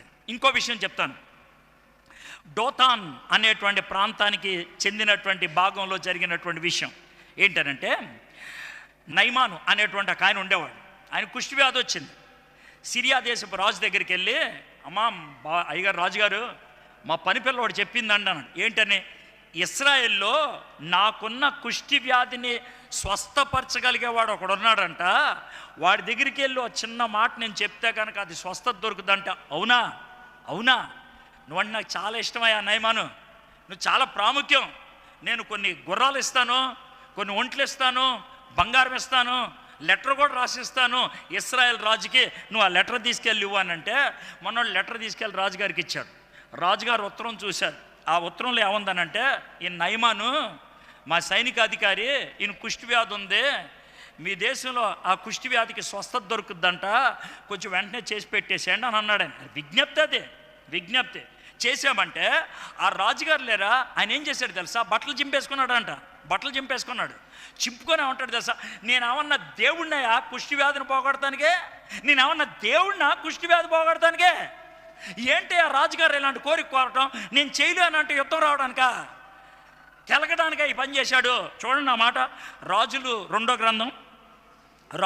గ్రంథం 5వ అధ్యాయం 7వ వచనం. ఇశ్రాయేలు రాజు ఈ పత్రికను చదివి వస్త్రములు చింపుకొని, చంపుటకును బ్రతికించుటకు నేను దేవుణ్ణా, ఒకనికి కలిగిన కుష్టు రోగమును మాన్పమని నా యొద్దకు ఇతడు పంపుట ఏమి, నాతో కలహమునకు కారణము అతడు ఎట్లు వెతుకుచున్నాడో మీరు ఆలోచించండి. మీకు అర్థమవుతుందా? ఇప్పటికి 2 పాయింట్లు చెప్పాను. దేవుడి స్థానాన్ని మనం కావాలని కోరుకోవటం, నెంబర్ 1. నైతికంగా నాకు నేనే అధికారిని అనుకోవటం. నెంబర్ 2, నా గుండె లోతుల్లో ఉన్న కోరిక ఈ లోకంలో ఒక మనిషి తీరుస్తాడు అని అనుకోవటం. మీలో కొంతమంది పెళ్ళి కాకముందే ఒక అబ్బాయి దగ్గరికి వెళ్ళిపోవటం, పెళ్ళి కాకముందే ఒక అమ్మాయి దగ్గరికి వెళ్ళిపోవటం. ఎందుకు చేశారు? డీపెస్ట్ నీడ్ ఒక మనిషి ఈ లోకంలో ఇస్తారనుకొని వెళ్ళిపోవటం జరిగింది మీలో చాలామందికి. It happened with you. ఇది 2వ కారణం. ఇక 3వది చూద్దాం. ఏంటంటే విపరీతమైనటువంటి ఆందోళన. విపరీతమైన కొంతమంది ఊరికే టెన్షన్ పడిపోతారు. ఊరికినే రేపు ఏమవుద్దో తెలియదు, వచ్చే నెల ఏమవుద్దో తెలియదు. ఒక విషయం చెప్తాను చూడండి, అంత టెన్షన్ పడి సంపాదించేది ఏమన్నా ఉందా అంటే ఒకటే. ఏంటి సార్ అంటే షుగర్ వ్యాధి. అంత టెన్షన్ పడి సంపాదించేది ఇంకోటి ఉంది. ఏంటది? బీపీ. అంత టెన్షన్ పడి సంపాదించేది ఇంకోటి ఉంది, 3వది. ఏంటది? Heart attack. అంత టెన్షన్ పడి సంపాదించేది 4వ తోట ఉంది. ఏంటంటే చుట్టూ ఉన్న వాళ్ళ మీద చిరాకు పడి వాళ్ళకి సమాధానం లేకుండా చేయటం. అంతకు మించి మీరు సాధించేది ఏమీ లేదు. యేసు ప్రభువు వారు ఎంత కఠినంగా మాట్లాడాడంటే, మీరు ఆ విధంగా టెన్షన్ పడి ఒక ఎంటుక రాలకుండా చేయగలరా అని అన్నాడు ఆయన. ఒక ఎంటుక రాలకుండా చేయగలరా మీరు అన్నాడు. అయితే మత్తయి సువార్త 6వ అధ్యాయం నేను అంతా చదవట్లేదు కానీ చివరి భాగం చదువుతున్నాను, 31వ వచనం నుంచి. కాబట్టి ఏమి తిందుమో, ఏమి త్రాగుదుమో, ఏమి ధరించుకుందుమో అని చింతింపకుడి, అన్యజనులు వీటన్నిటి విషయమే విచారింతురు. దేవుడితో సంబంధం లేని వాళ్ళకి ఉంటుంది ఇదే. ఇవన్నీ మీకు కావాలని మీ పరలోకపు తండ్రికి తెలియను. కాబట్టి మీరు ఆయన రాజ్యమును నీతిని మొదలు వెతుకుడి, అప్పుడు అవన్నీ మీకు అనుగ్రహించబడను. మీలో కొంతమంది అనేటువంటి మాట ఏంటి సార్ నేను ఏం చింతించకుండా ఉంటే, ఏమీ కష్టపడకుండా ఉంటే, ఏం పని చేయకుండా ఉంటే ఎవడు పెడతాడు సార్ ఫుడ్? ఎవడు పెడతాడు? దేవుడు ఏమన్నా నాకు పెడతాడా అనే మాట అంటారు. ఏయ్ వాక్యం తిన్నగా చదువు. దేవుడు తిండి గురించి ఆలోచించడం మానేసి దుప్పటి కప్పుకొని పడుకోమనలేదు ఆయన. అనలేదు. ఆయన అన్న మాట ఏంటి చూడండి, ఏమన్నాడు సార్? కాబట్టి మీరు ఆయన రాజ్యమును నీతిని మొదట వెదుకుడి, అప్పుడు అవన్నీ మీకు అనుగ్రహించబడను. అంటే ఆయన ఏం చెప్తున్నాడు? నీతి ధర్మం ప్రకారం నువ్వు ఉద్యోగం చేయాలా, చెయ్యి. నువ్వు కష్టపడాలా, చెయ్యి. నీ దారి నువ్వు పని చేసుకుంటూ ఉండు. దేవుడు నీకు కావాల్సిన అన్ని అనుగ్రహిస్తూ ఉంటాడు. You have a work to do but not the worry to handle. నీకు పనుంది చేయటానికి, నీకు పనుంది కానీ చింతించొద్దు. పని చేసుకుంటా వెళ్ళు. నీకు ఎంత కావాలో నేను ఇస్తాను, నీకేది కావాలో నేను ఇస్తాను. You do your work and I will do my work. నీ పని ఏంటి తెలుసా? నీతి యావత్తు నెరవేర్చినట్లు నువ్వు ఏం చేయాలో చేయటం. నా వర్క్ ఏంటి తెలుసా? నీకేది అవసరం అది నీకు అనుగ్రహించడం. నా పని నువ్వు చేద్దాం అనుకుంటావే, నా స్థితిలోకి నువ్వు రాద్దాం అనుకుంటావే, యూ కెనాట్. ఇప్పుడు మన పిల్లలు కొంతమంది జబ్బు వస్తుంది, మనం చాలా టెన్షన్ పడిపోతాం. సహజం ఆ ప్రేమను బట్టి. కానీ ప్రార్థన చేసి ధైర్యం తెచ్చుకోవాల్సింది ఏంటంటే, ప్రభా నా కూతుర్ని హాస్పిటల్ తీసుకెళ్ళగలను, నా కూతురికి శ్రేష్టమైనటువంటి ఔషధాలు ఇప్పించగలను, నా కొడుక్కి నేను ఆపరేషన్ చేయించగలను, కానీ ప్రాణం నువ్వు మాత్రమే కాపాడగలవు. ఆ క్లారిటీ మనకు ఉండాలి. నువ్వు సినిమా డైలాగ్ లేకూడదు. ఏమన్నా సరే ఇన్ని బతికిచ్చేసుకోండి. సినిమా డైలాగ్ అది. సినిమా డైలాగులు 2 ఉంటే ఆ 2 ఉపయోగించు. నీ అంతం చూడకుండా చచ్చిపోతాను సావనరా అంటాడు చూసా, ఆ సినిమా డైలాగ్. ఎందుకంటే సినిమాలో హీరో విలన్ని చంపిన తర్వాత అప్పుడు జెండా ఎగరేసుకొని వస్తాడు. అప్పుడు మీకు బాగుంటుంది. ఒకవేళ కనుక హీరో చచ్చిపోకుండా విలన్ చచ్చిపోకుండా ఉంటే మీరు దారిలో చచ్చిపోతారు. సినిమా నుంచి ఇంటికి వచ్చే లోపల ఆ తర్వాత ఏమైందో చచ్చిపోతారు మీరు ఏదో అది. అందుకే ఆయన చంపేస్తాడు. అప్పుడు మీరు సేఫ్గా ఇంటికి వెళ్తారు. సో అది తప్పే. నన్ను నేను బతికించుకోగలను అనుకోవటం కూడా తప్పే. ఆ విషయం గురించి చివరి మార్చం. రేపటిని గూర్చి చింతింపకుడి, రేపటి దినము దాని సంగతులను గురించి చింతించును. ఏ నాటి కీడు ఆ నాటికి చాలు. ఇప్పటికి ఎన్ని పాఠాలు నేర్చుకున్నాం? నెంబర్ 1, నైతికతను మన చేతుల్లోకి తీసుకోవటం తప్పది. రెండోది మనం నేర్చుకున్నటువంటి పాఠం, మానవుడికి ఉన్నటువంటి అంతర్గతమైన కోరికలు ఇంకొక మానవుడు తీరుస్తాడు అనుకోవటం. మూడోది మనకుండేటువంటి విపరీతమైనటువంటి ఆందోళన. ఈ 3 ఉండకూడదు. ఇక 4వది ఏంటనంటే గ్రడ్జ్, కక్ష సాధింపు. ఈ రోజుల్లో వచ్చేటువంటి ఏ వాయిలెంట్ సినిమా అయినా తీసుకోండి, ఏ వాయిలెంట్ సీరియల్ అయినా తీసుకోండి, ఏ వాయిలెంట్ స్టోరీ అయినా తీసుకోండి, కక్ష సాధింపు సాధించినప్పుడు నెమ్మదిస్తారు. కానీ కక్ష సాధించాల్సింది మనం కాదు, ఎవరో? దేవుడు.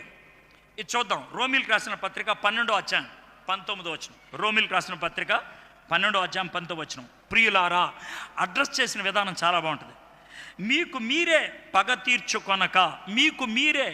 తీర్చుకొనక దేవుని ఉగ్రతకు చోటీయుడే. పగ తీర్చడం నా పని, నేనే ప్రతిఫలమును ఇత్తును అని ప్రభువు చెప్పుచున్నాడు అని రాయబడి ఉన్నది. పగ సాధించేది దేవుడు, అది నువ్వు కాదు. పగ సాధించడానికి నువ్వు నీ చేతుల్లోకి తీసుకుంటే గుర్తుపెట్టుకోండి ఏం జరుగుతుందో తెలుసా? జాగ్రత్త వినండి, ప్లీజ్ జాగ్రత్త వినండి. ఒక వ్యక్తి నాకు దోషం చేశాడు, ఒక వ్యక్తి నాకు నష్టం చేశాడు. ఆ వ్యక్తి మీద బదులా ఏమన్నా సరే కక్ష సాధింపుగా ఆడు నాకు ఎంత నష్టం కలిగించాడో వాడికి నష్టం కలిగించాలని నేను ప్లాన్ వేసుకుంటూ ఉన్నాను. ఆ ప్లాన్ వేసుకునేటువంటి ప్రక్రియలో, ఆ ఆలోచించేటువంటి ప్రక్రియలో వాడికి నష్టం కలగకముందే ఇంకా ఎక్కువ నష్టం నాకు అవుద్ది. అంటావేమో, అది నీ గుండె మీద పనిచేసేటువంటి విధానం, నీ ఆలోచన మీద పనిచేసే విధానం, నీ హృదయం మీద పనిచేసే విధానం. బైబిల్ నుంచి మీకు ఒక ఎగ్జాంపుల్ చెప్తాను చూడండి. ఎలా అంటే ఆదికాండం 4వ అధ్యాయం, ఇవన్నీ ఆదికాండంలో ఉన్నాయి. ఆదికాండం 4వ అధ్యాయం. ఏబేలు కయ్యను ఇద్దరు కూడా బలులు అర్పించారు. అయితే కయ్యనికి అర్థమైపోయింది నా బలి అంగీకరించలేదని. కయ్యనికి ఇంకో వీటికి కూడా అర్థమైపోయింది ఏబేలు గారి బలి అంగీకరించారు. ఈ రెండు అయిపోయేటప్పటికి జాగ్రత్త వినండి, కయ్యను ఇంకా మర్డర్ చేయలా. మర్డర్ చేయకముందే దేవుడు కయ్యనుతో మాట్లాడాడు. ఏ బాబు, వద్దురా, మర్డర్ చేయద్దురా, వద్దు ప్లీజ్, వద్దు, చాలా జాగ్రత్త, వద్దు, ఆ పని చెప్పాడు దేవుడు. అయినప్పుడు కూడా మాట వినకుండా వెళ్ళి మర్డర్ చేశాడు ఆయన. సార్ ఇదంతా ఉందా బైబిల్లో అంటే చూడండి, ఆదికాండం 4వ అధ్యాయం, ఆదికాండం 4వ అధ్యాయం 7వ వచనం చదువుతున్నాను. 7వ వచనం. నీవు సత్క్రియ చేసిన ఎడలా తల ఎత్తుకొనవా, సత్క్రియ చేయని ఎడలా వాకిట, జాగ్రత్తవండి, వాకిట పాపము పొంచియుండును, నీ ఎడల దానికి వాంఛ కలుగును, నువ్వు దానిని అంటే ఏంటి? చంపాలి అనేటువంటి తలంపు తన గుండెల్లో కొత్తలాడుతుంది. చంపేయాలని అని అంటుంది. ఇంకా చంపలైనా అనుకుంటున్నాడు అంతే. ఎలా చంపాలో కూడా ఇంకా ప్లాన్ అవ్వాలా అనుకుంటున్నాడు. దేవుడు వచ్చేసాడు, నువ్వు వాడితో అది పెట్టుకోవద్దు, పాపం గుమ్మం దగ్గర ఉంది అంటే ఏంటి? జస్ట్ ఒక అడుగు లోనకేస్తే పని అయిపోద్ది. అంటే ఆలోచనని కార్యాచరణలో పెట్టేస్తే అయిపోద్ది. 4 విషయాల్లో దేవుడు కుర్చీలోకి వెళ్ళి మనం కూర్చుంటాం. ఒకటి, నైతికంగా అధికారాన్ని మనం తీసుకుంటాం, నైతికంగా. రెండోది, హృదయ అంతర్గత కోరికలు దేవుడు మాత్రమే తీర్చగలిగేదాన్ని మనకి మనం తీర్చుకోవడానికి ప్రయత్నం చేస్తాం, ఇది రెండోది. మూడోది, విపరీతంగా ఆందోళనకు గురవుతాం. 4వది, చట్టాన్ని చేతిలో తీసుకొని కక్ష సాధించాలి అనుకుంటాం. ఈ 4 కారణాలతో మనము దేవుడి కుర్చీలోకి వెళ్తాం. ఇక్కడ కూర్చున్నటువంటి మీలో చాలామంది దేవుడి కుర్చీలో ఉన్నారు. నిన్ను ఇబ్బంది పెట్టిన వాళ్ళు ఉన్నారు, నిన్ను కష్టపెట్టిన వాళ్ళు ఉన్నారు, నిన్ను శ్రమ పెట్టిన వాళ్ళు ఉన్నారు. మీరు వాళ్ళని చంపాలనుకోరు.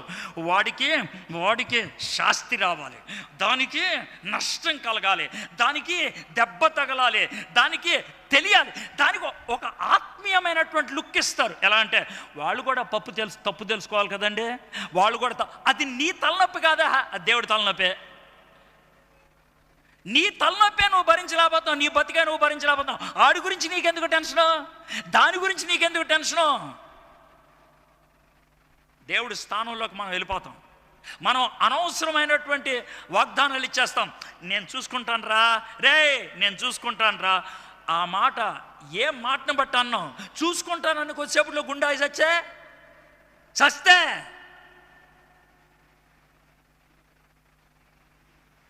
చాలా జాగ్రత్త. Don't become God.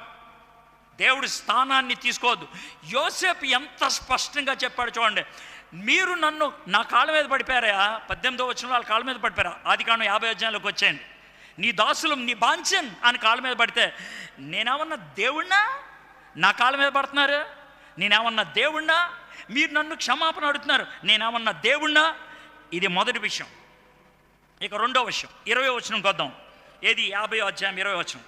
మీరు నాకు కీడు నిర్దేశించిదిరు కానీ నేటి దినమున జరుగుతున్నట్లు అనగా బహుజనులకు బ్రతికించినట్లుగా అది మేలుకే దేవుడు ఉద్దేశించి ఉన్నాడు.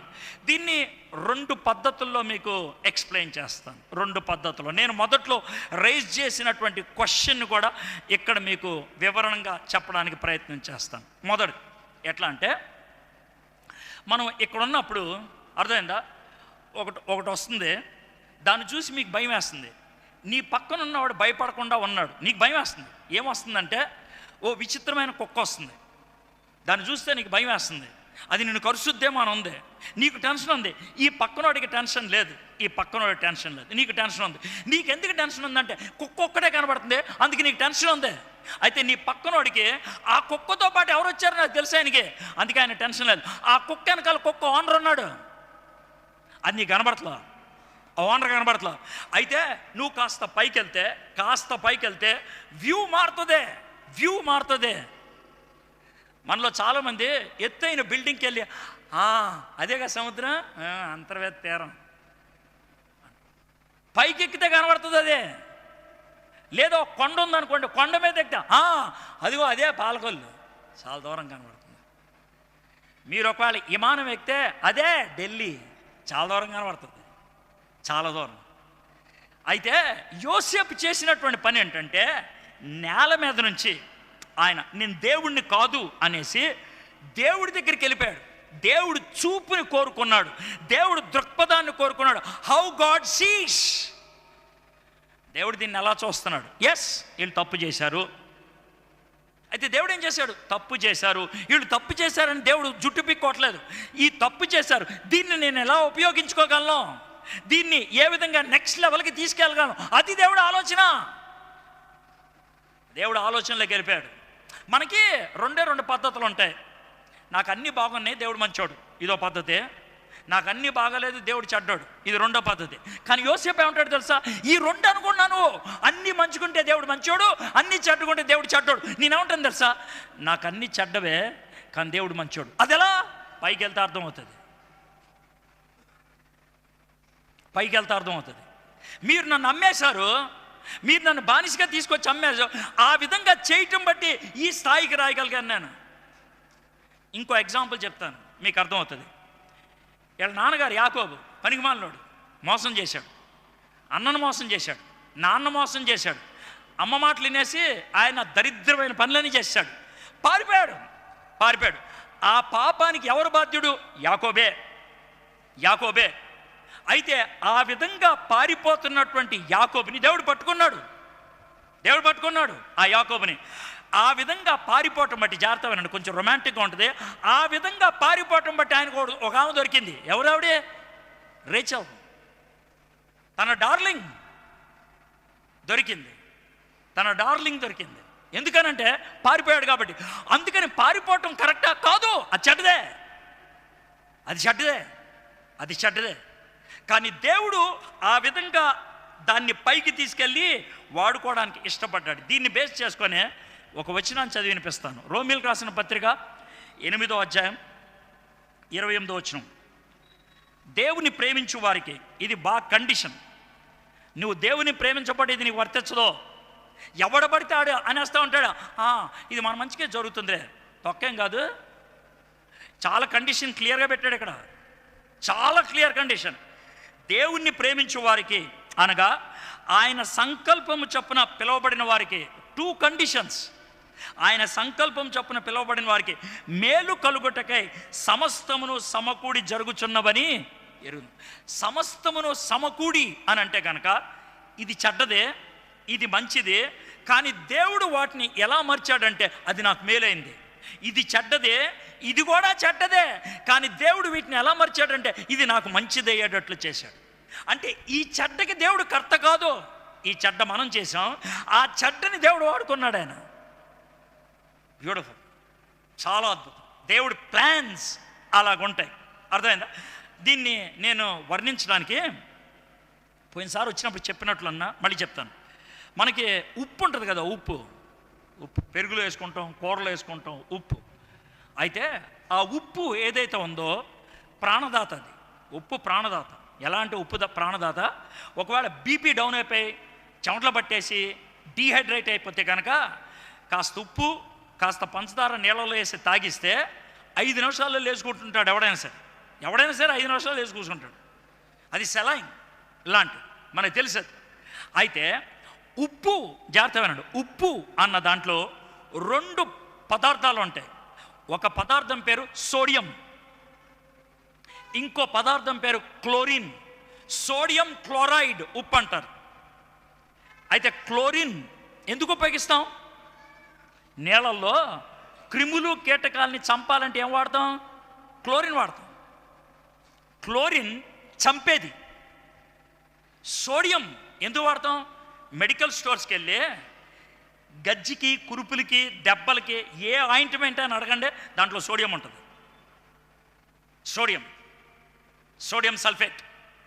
సోడియం పురుగులను చంపేదే మన శరీరం మీద, క్లోరిన్ పురుగులను చంపుద్ది నీళ్ళల్లో. ఈ రెండు చంపేవే. క్లోరిన్ చంపేది, సోడియం చంపేది. అయితే సోడియంని క్లోరిన్ని దేవుడు కలిపి నీకు ప్రాణం ఇచ్చి ఉప్పు చేశాడు ఆయన. ఆ రెండు చెడ్డవే. కానీ దేవుడు సమకూరిస్తే అది దేవుడు మంచిగా మారుస్తాడు అని చెప్తున్నాడు. కాబట్టి ఇది రెండోది. అంటే యోసేపు గారు దేవుడి స్థాయిలోకి వెళ్ళి చూసి, దేవుడు మంచోడే, నాకు కీడు జరిగింది ఆయన మంచోడే, నాకు నష్టం కలిగింది ఆయన మంచోడే, ఈ నష్టంలో దేవుడు నన్ను ఏదో నేర్పిస్తున్నాడు, ఈ నష్టం నన్ను ఏదో స్థాయికి తీసుకెళ్ళటానికి దేవుడు వాడుకుంటాడు. నేను ఆయన ప్రేమలో ఉన్నాను కాబట్టి, ఆయన సంకల్పంలో ఉన్నాను కాబట్టి, ఆయన చిత్తాన్ని నెరవేర్చడానికి నేను తాపత్రయపడుతున్నాను కాబట్టి. బ్యూటిఫుల్. ఇది రెండోది. మొదటిది దేవుని సీట్లో నేను కూర్చోను. రెండోది జరిగిందంతా కూడా దేవుడు మంచితనాన్ని బట్టి చేస్తున్నాడని ఆయన కోణంలో చూస్తాను, నా కోణంలో చూడను, ఆయన కోణంలో చూస్తాం. నా ఫ్రెండ్ ఒక అతను వైజాగ్లో ఉంటాడు, ఆంధ్ర యూనివర్సిటీలో ప్రొఫెసర్. అయితే ఆయన అమెరికా వెళ్ళటానికి వీసా కోసం వెళ్తే వీసా రాలా. 3 రోజుల్లో మళ్ళీ అప్లై చేశాడు, రాలా. అన్నా బాగా పేరు ఉపయోగించాను, పరపతి ఉపయోగించాను, వీసా రాలేదన్నా అని ఆ వీసా ఆఫీస్ నుంచి మొట్టమొదటి నాకు ఫోన్ చేశాడు. నువ్వేం చెప్తావు అన్నానంటే, తమ్ముడు వీసా రాలేదు, నా బాధగానే ఉంది, కానీ నీకు వీసా రాకపోవటం మంచిదనుకుంటా అన్నా. అదేంటన్నాను. ఏమో మంచిదనుకుంటా, దేవుడు నీకు కావాలని వీసా రాకుండా చేశాడు. ఎందుకన్నా? ఏమో మంచి ఉంటుందేమో అన్న. మీరు నమ్మరు, ఆయన ఢిల్లీ నుంచి వైజాగ్ వచ్చాడు, వైజాగ్లో దిగాడు, 2 రోజులైంది. లెక్క ప్రకారం 2 రోజుల తర్వాత ఆయన అమెరికా వెళ్ళాల్సిన ఫ్లైట్ ఎక్కాలి. ఆ ఫ్లైట్ ఎక్కాల్సిన 2 గంటల తర్వాత, ఆ టైంకి 2 గంటల తర్వాత వాళ్ళ నాన్నకి హార్ట్ అటాక్ వచ్చింది. కొడుకు దగ్గరుండి హాస్పిటల్లో తీసుకెళ్ళి వెంటనే స్టంట్ వేయించి తండ్రిని ఇంటికి తీసుకొచ్చి నాకు ఫోన్ చేశాడు. అన్నా వీసా రాకపోవటం మంచిదైంది, లేదా మా నాన్న పోయిండేవాడు. చాలా క్లియర్గా చెప్పాడు ఆయన. ఒకవేళ వీసా వస్తే ఈ టైంకి నేను ఫ్లైట్ ఎక్కేవాడిని, ఒకవేళ వీసా వస్తే ఈ టైంకి నేను ఫ్లైట్ ఎక్కేవాడిని. మా నాన్నకి ఈ టైంలో హార్ట్ అటాక్ వచ్చింది, నేను గాల్లో ఉండేవాడిని, నాకు ఫోన్ చేయడానికి కూడా ఉండేది కాదు. 14 గంటలు నాకు ఫోన్ చేయడానికి ఉండేది కాదు. మా నాన్న చచ్చిపోయి 10 గంటల వరకు నాకు తెలిసి ఉండేదే. గాడ్ ఈజ్ గుడ్ నేను చెప్పగలను ఆల్ ద టైమ్, అన్ని సమయాలు. మొదటిది అవాయిడ్ గాడ్స్ చైర్, దేవుడి స్థానాన్ని తీసుకోలేదు. రెండోది టేక్ గాడ్స్ వ్యూ, దేవుని యొక్క దృక్పథాన్ని తీసుకున్నాడు. మూడోది దేవుడి ప్రేమను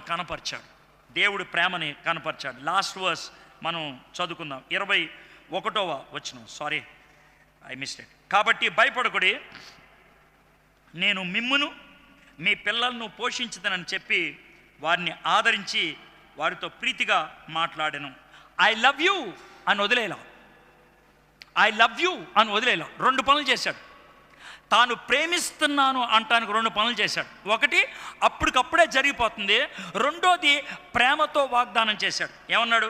నేను మిమ్మును మీ పిల్లలను పోషించదను, వాగ్దానం చెప్పి వారిని ఆదరించి వారితో ప్రీతిగా మాట్లాడాను. అంటే అన్నా ప్లీజ్ రా, ఏడవద్దురా, రూబెన్ అన్న ఏడవద్దురా, లేవి ఏడవద్దు ప్లీజ్, యోధా ఏడవద్దు, దాను ఏడవద్దు, నఫ్తాలి ఏడవద్దా, అరే బెంజమిన్ ఏడవకరా, నువ్వు ఏడవ, ఐ లవ్ యూ రా, ఐ లవ్ యూ, నేను ఎలా రా మీ మీద కక్ష సాధిస్తాను.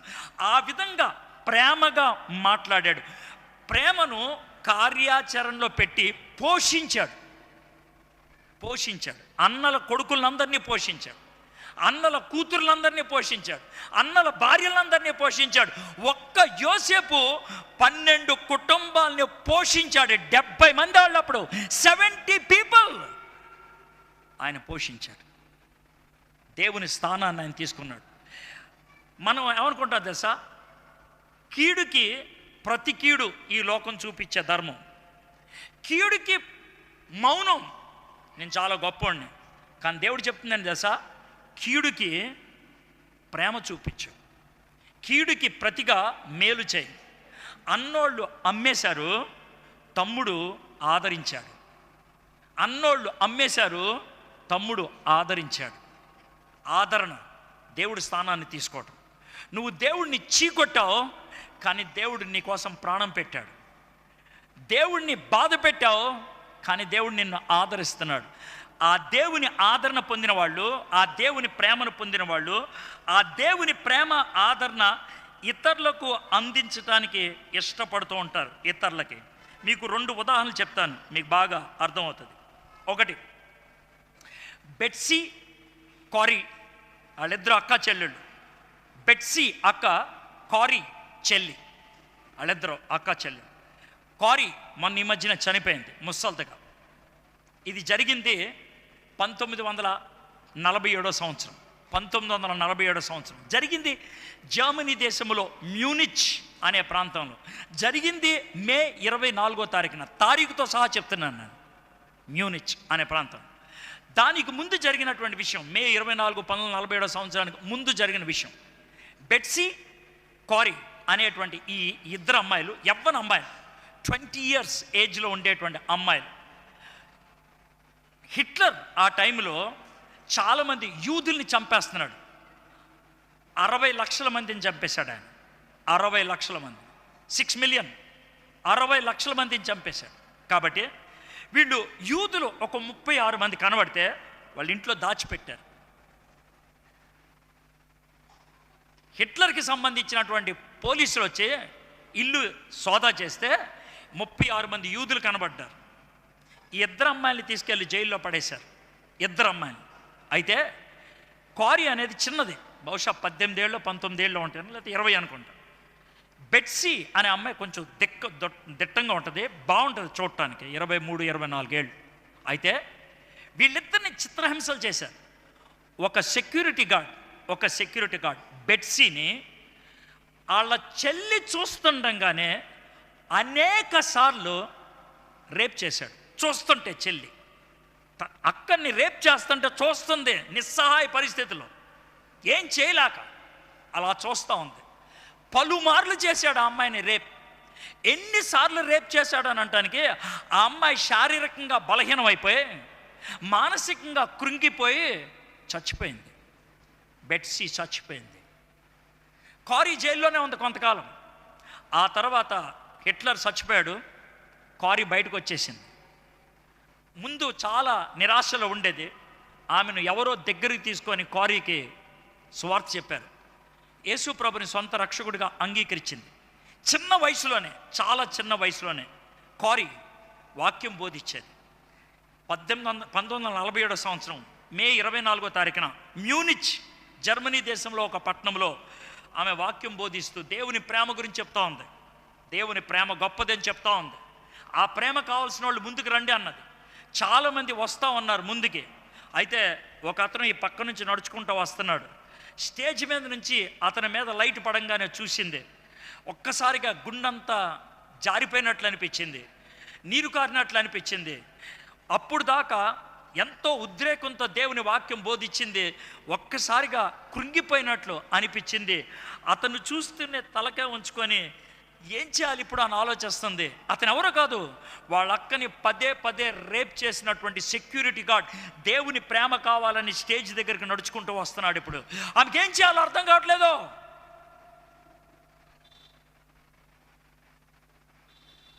దగ్గరికి వచ్చాడు స్టేజ్ దగ్గరికి.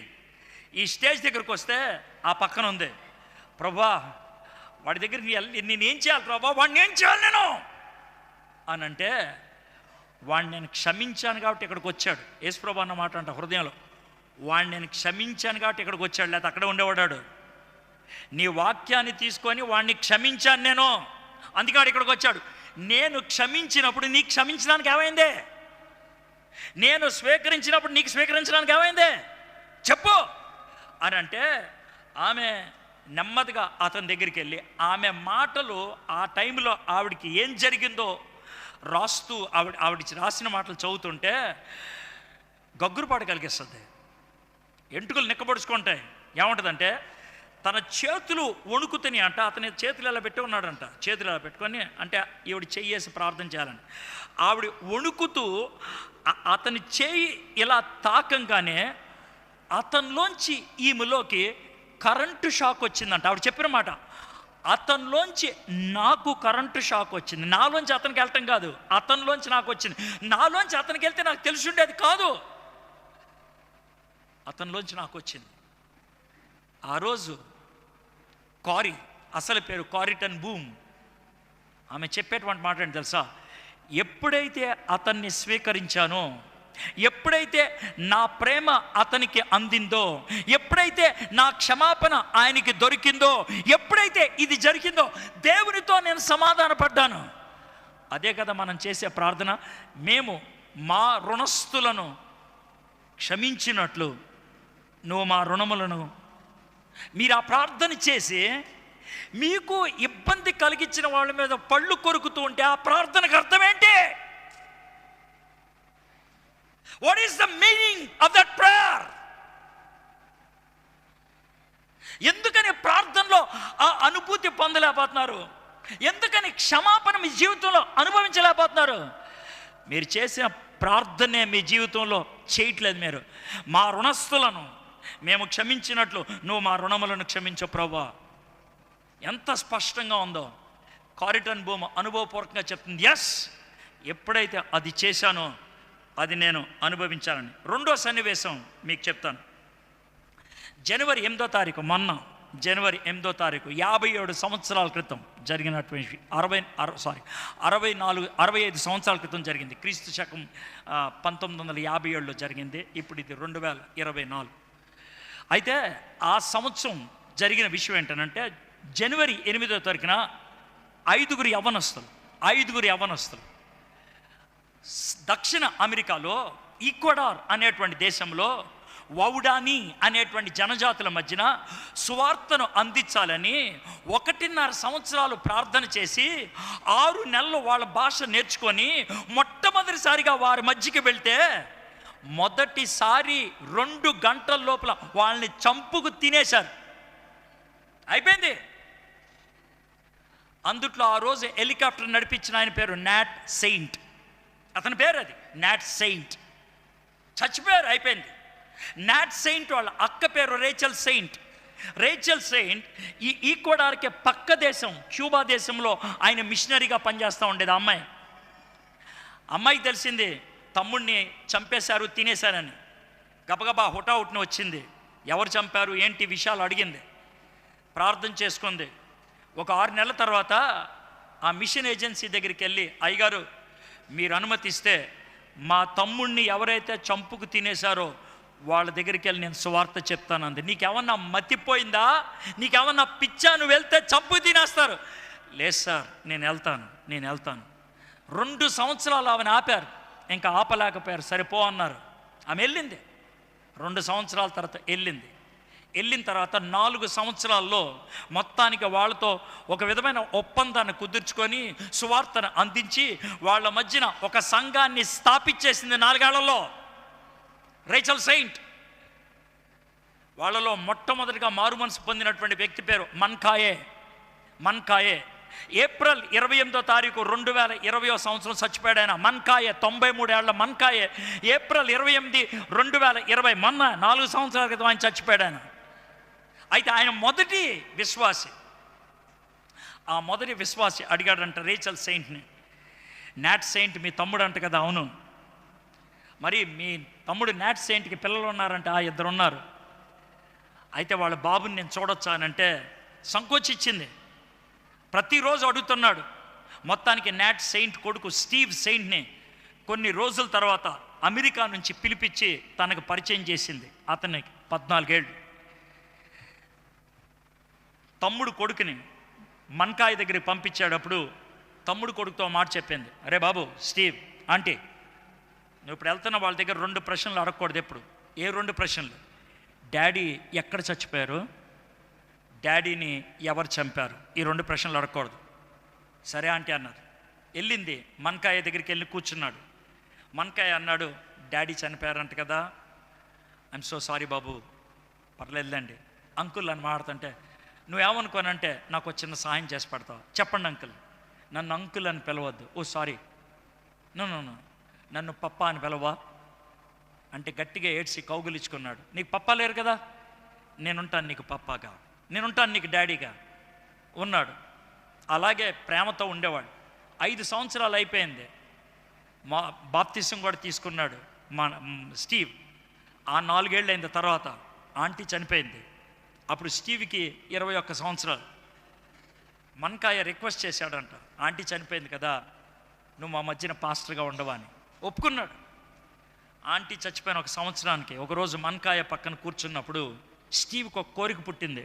ఆంటీ చచ్చిపోయింది, ఇప్పుడు నేను అడిగితే బాగుంటుంది అనుకొని మన్కాయని, పప్ప డాడీని ఎవరు చంపారు, డాడీ ఎక్కడ చనిపోయారు అడుగుతా ఉంటే మన్కాయ ఏడుస్తున్నాడు. ఏడవద్దు పాప, ఎవరు చంపినా కూడా నో ప్రాబ్లం, నాకు అయిపోయింది కదా, మనం ఏం చేస్తాం అని అంటే గట్టి కౌగులించుకొని చేతులు తీసుకొని ముద్దు పెట్టుకున్నాడంట. ఏంటి మన్కాయ పప్ప చెప్పండి అని అంటే, బాబు మీ డాడీని చంపేసింది ఈ చేతులే, మీ డాడీని తినేసింది నేనే, మీ డాడీని తిన్నది నేనే. స్టీవ్ మన్కాయని కౌగులించుకొని ఐ లవ్ యూ పప్పా అనగలిగాడు. I love you papa. అది ఎట్లా సాధ్యం అండి? How is it possible? యోసేపు ఈ 3 పనులు చేయగలిగాడు. ఆయన దేవుడి స్థానాన్ని ఆయన కోరుకోలేదు, దేవుడు కోణాన్ని ఆశ్రయించాడు. 3వది దేవుని ప్రేమను అందించగలిగాడు. యోసేపు యేసు ప్రభు లాంటి వాడు, యేసు ప్రభుకి ఛాయ వంటి వాడు. ఎంత బ్యూటిఫుల్! యోసేపు లాంటి జీవితం మనకుంటే, మీకెవరన్నా శత్రువులు ఉన్నారా? మీకు కీడు చేసిన వాళ్ళు ఉన్నారా? మిమ్మల్ని మోసం చేసిన వాళ్ళు ఉన్నారా? మీ దగ్గర నుంచి దొంగతనం చేసిన వాళ్ళు ఉన్నారా? మిమ్మల్ని ఇబ్బంది పెట్టిన వాళ్ళు ఉన్నారా? ఈ క్షణాన్న, ఈ సమయంలో మీ మనసులో ప్రభు సహాయంతో క్షమిస్తారా? వాళ్ళని క్షమిస్తారా? Can you forgive them? Can you forgive them? క్షమించగలరా? మీరు క్షమించగలరా? నీకు కీడు జరిగింది, నీకు నష్టం జరిగింది, దేవుడు పైన ఉన్నాడు. ఆ కీడుని కూడా దేవుడు వాడుకొని నీకు మేలు చేయగలడని నమ్ముతున్నావా? నమ్ముతున్నావా? 3, దేవుని ప్రేమను అందించడానికి సంసిద్ధమా? యోసేపు ఈ 3 పనులు చేయగలిగాడు. What about us? తలంచండి, కళ్ళు మూసుకోండి, చిన్న ప్రార్థన చేసుకుందాం.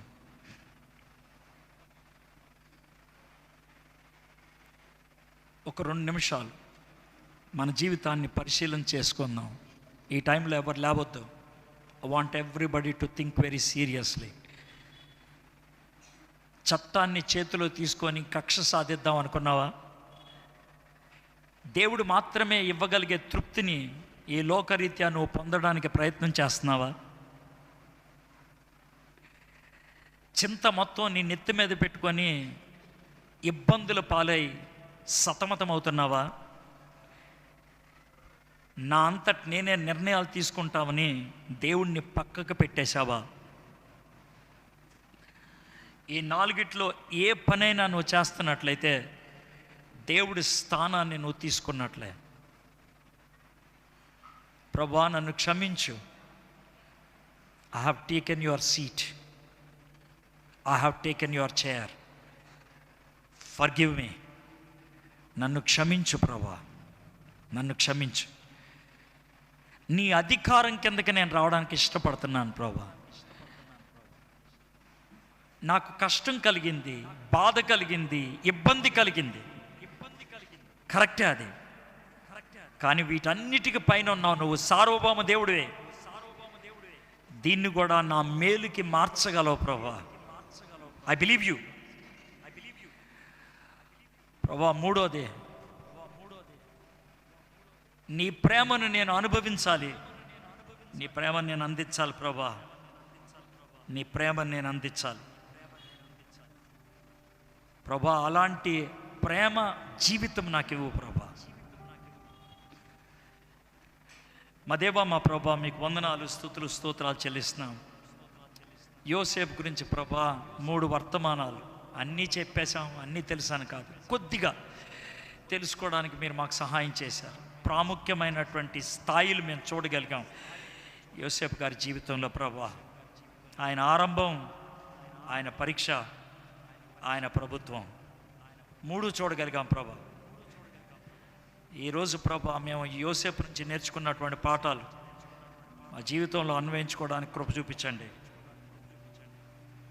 ఈ వాక్యం ప్రభా మా జీవితంలో ఎప్పుడు ఉండిపోవాలి ప్రభా, ఎప్పుడు పాటిస్తూ ఉండాలి. ఆ విధంగా జీవించగలుగుటకు సహాయం చేయమని